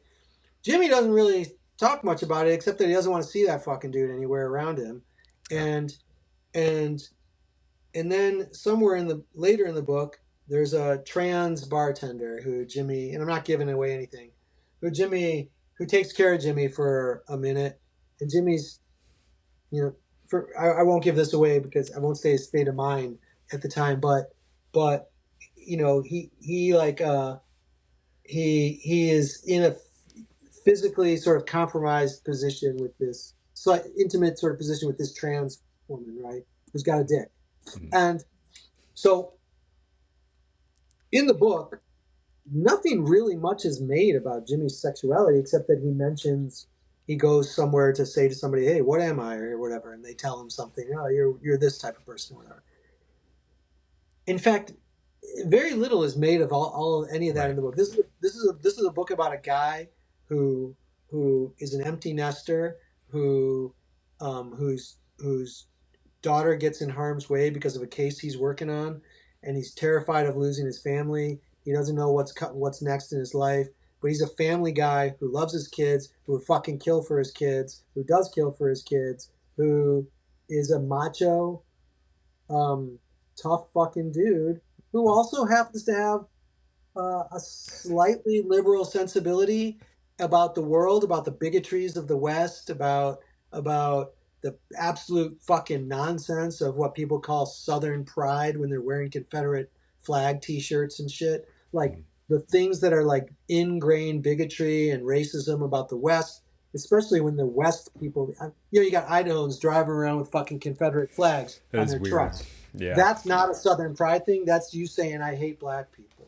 So if you're in Idaho, you ain't in the South. Right. What are you embracing that culture for at this moment in your life? You're in as far north from the South as you could be in America, and so it's obviously a white power symbol to a lot of Idahoans and stuff. Mm-hmm. And Jimmy rails against that shit and whatever. But at the end of the day, he's not that much different than most Idahoans, which is, he likes his gun, he fucking cares about his family. And the few things in his life that are sort of weird, he doesn't really talk about much. Yeah. And so a lot of the publishers, the initial editors who rejected it, were like, I wish you'd make something more of his sexuality so that it would make more sense. And I'm like, no, motherfucker, that's the whole goddamn point. You don't need to use Chekhov's gun. It just tells you you're in a house with a gun. Mm. And this is, it's like, he's got something. Okay, whatever the fuck that was the whole reason I wrote him like that. Because I was like, I'm so sick of people talking about, it's like, you're not, lesbians have this thing that if they're, now bisexual women have this thing, if they're not lesbian enough, then they're not lesbian. Even though they're bisexual. Okay, you're not lesbian. Who gives a fucking shit if you're not a lesbian? You're dating women, but there's pushback from hardcore lesbians, right? And that's a big thing in the bisexual community with women, right? Where it's like, they feel like lesbians make them feel like shit for not being lesbian enough. And I was like, this is so stupid. It is stupid. Do you know that none of this shit matters to anybody in your fucking, you're all going to be dead in 50 fucking years. Like, none of this matters. And I was so fed up with like this pushback against the LGBTQ community from like Idahoans and from the fucking world, because I was writing this book. Remember, the first draft was during COVID. Mm-hmm. And it was basically like, it was just like in the fucking movie Stripes or something. I forget what it was like. You're either queer. There's two types of people out there: queers or steers, or whatever the fuck it was. I was like, that's kind of how it was like. It was like the sides were so pitted that you're either a fag or you're a fucking Nazi. Right. That was right. There's no. There can't be. There's nothing in between. Yeah, that was what the world was telling you. Not what I was. But that's what the world was telling me. Sure. I was like, fuck that shit. This guy's a fucking ass kicker. Yeah. I'm like, the sole purpose of making art for me is to say something nobody else is saying, sort of. And so I was like, okay, or at least in your own version of that. And I was like, yeah. There's literally nothing changes about this story by him being that way. I thought that was it. Yeah, I thought that was interesting. And I can definitely see why an editor is like, okay, well, if we do this and this and this, and we move this and we add more to this, now we can market it a particular way. It's the gay private eye. right? Right. It's like, Right. no, it And doesn't I have was to. like, Yeah, yeah. Not yeah, and he's not even. everything has to fit. Not everything has to be. That's sort of the irritating thing about sort of mainstream publishing, because it's always like, well, how does this fit into our spreadsheet? Because we've got a cell on our Yeah. spreadsheet that says we need, if it's a gay book, then we can send it. It's yeah, And it's it's clearly not. And yeah, and that's the thing, right? It's clearly not a gay book. And no, then the it's other not at people, all. Yeah, then the other people, a lot of the other rejections were like, I mean, there was like the two standard, like, oh, I didn't attach to the character that much or whatever. It wasn't for me. Okay, yeah, fair that enough. every single writer I know has gotten that rejection. No matter, Tony Doerr has gotten that Right. rejection. We've talked about it, you Yeah. know. But like uh, the other people who rejected said, well, we're not publishing traditional mysteries right now. So we're not publishing non-traditional mysteries unless you make it more non-traditional, and we're not publishing traditional mysteries. And then by the time it came out, publishing changed, and now they're publishing traditional mysteries again. Right. But when I was pitching this, it was like post social justice, post Trump, but right immediately in that 2022 sort of world of like people were still taking sides because of all the like shit that happened during COVID. So it was just a weird time to try to get that type of book, I could see that, because it yeah. wasn't really, it doesn't even, what do I want to say? It's not really fodder for either side exactly. it's just a fucking mystery novel. It's just a novel. Right. It's a genre mystery novel that it's slightly literary, and it's mostly genre like, and it doesn't take a side on any of that shit. So a lot of them are, and so that confuses people. Right. Well, what about the Chekhov's gun? Right. Yeah. Yeah. Exactly. What about the gun? Yeah. You put him in bed with a fucking trans chick. Right. He grabbed her dick. Right. Like, what the fuck are you gonna do with that? Bro, I already did it. Yeah, it already happened. Dick. That's what happened. That's what it was. Yeah, you saw it. Yeah.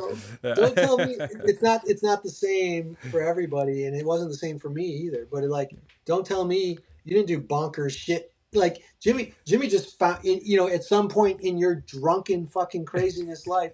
Okay, so you traded underwear with a chick inside Mulligan's. Right. What if I wrote that in while you were drunk? What if, I'm not saying you did, but what if I wrote that into a story? Yeah.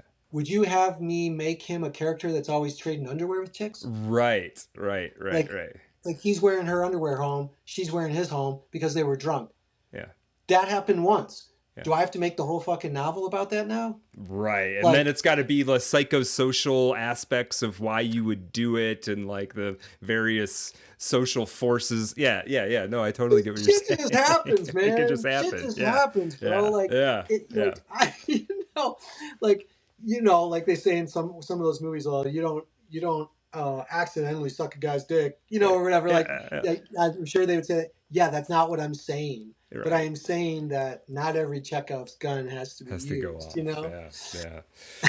Oh man. Well, the one thing you didn't say about the book there, which is, I'll say it here as we kind of wind down, is it is good as hell. So if you're listening to this, check out The Cheating Side. There'll be a link where to buy it in the show notes for sure. I don't have a whole lot else to ask you, Jay. This has been a lot of fun. It's super good to see you again. I'm definitely paying close attention to when this next project you've got's coming out. That sounds really cool and interesting. And really kind of proud of this move you're making. I shouldn't have said kinda. I am proud of this move that you're making in the legal direction. I think that's very interesting. Personally, it gives me like a sort of thing. It gives me, I was just sort of thinking the other day, like, I don't know how to do, like, I can't switch gears. I don't know how to do anything else. And it makes me realize, like, hey man, maybe that doesn't matter so much. So I appreciate that.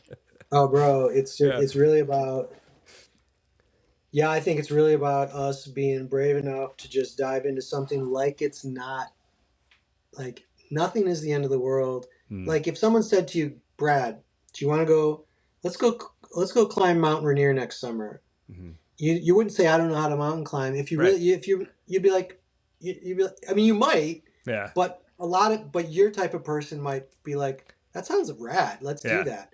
And you'd learn to mountain climb. Right. Or like my brother and I are taking, sorry, were you about to say something? No, go for it.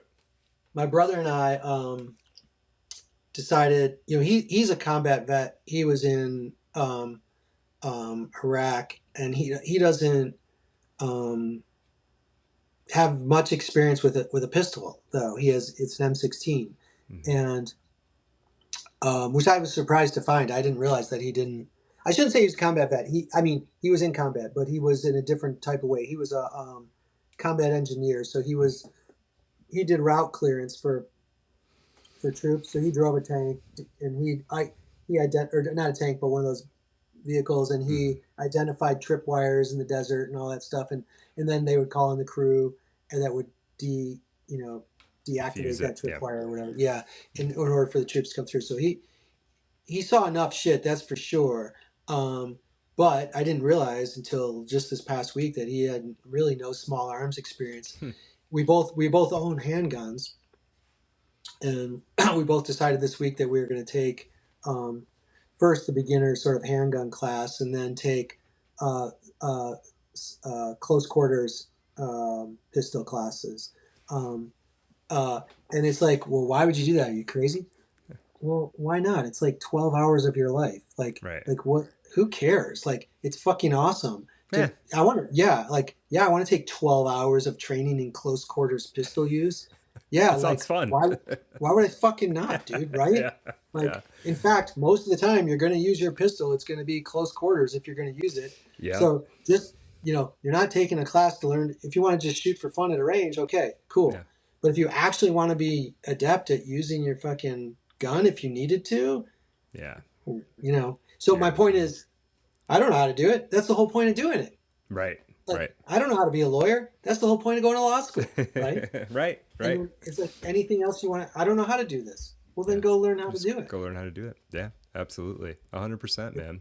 We're old enough to know that like 3 years or whatever is fucking nothing. It's not really, doesn't really mean that. It goes by like that. Yeah.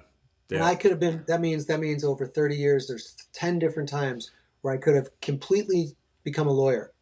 Right. That's true. Completely. It's true. Like, I could have started and finished law school 10 different times in my life so far since my 20s. Right. That's crazy. That's a crazy way to think about it, but very, very true. Yeah. Because 3 years will just go by. Like you can remember details of, you know what I mean? Like that just 3 years just happens. Yeah. I already did the first year, and it's like I started yesterday. So Right. Yeah. I worked at the court. I worked at the family court all summer. Okay.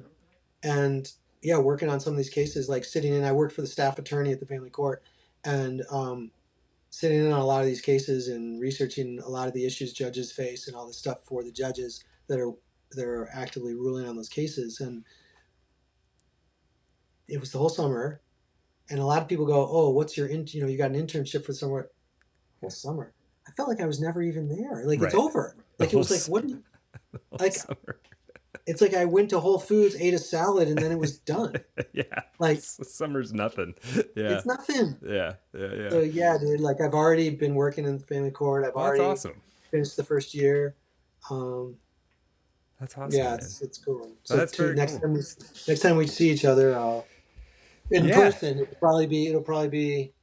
Yeah, well, I'll be out in Idaho sometime later this year. I'll let you know if I'm in town, and if it works out, we'll say what's up for sure. Yeah. I don't want to keep you anymore, man. Though I could talk to you forever. This has been great. Like I said, people, there'll be links to this to Jay's book in the show notes.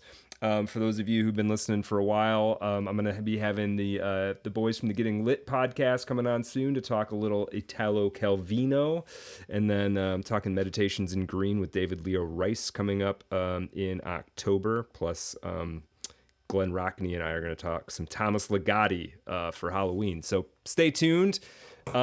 Jay, anything else before we let you go?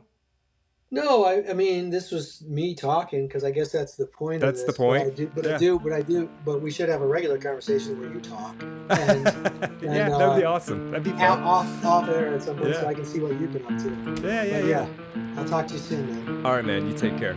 Thank you. Yeah, thanks for having me. Have you ever heard about Willie the Weeper? Had a job as a chimney sweeper. He had the dope habit and he had it bad.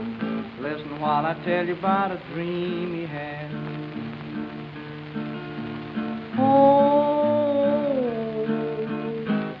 Oh, he went down to the dope shop one Saturday night.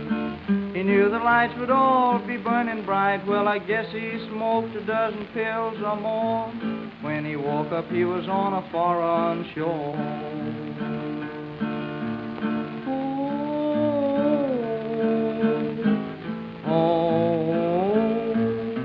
The Queen of Sheba was the first he met.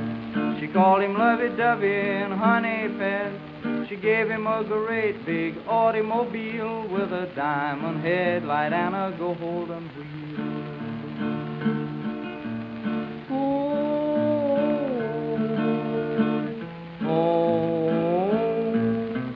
Down in Honolulu, Willie fell in a trance, seeing the dusky beauties do the hula dance. His sweetie got in jail and Willie sure did shout when he got the news that she had wiggled out.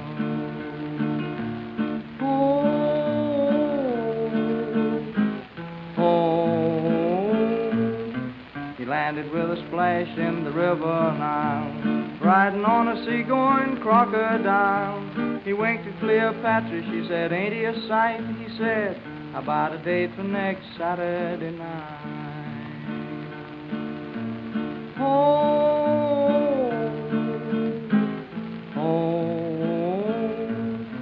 He had 1,000,000 cattle and he had 1,000,000 sheep, had 1,000,000 vessels on the ocean deep, had $1,000,000 all in nickels and dimes. Well, he knew because he counted it 1,000 times.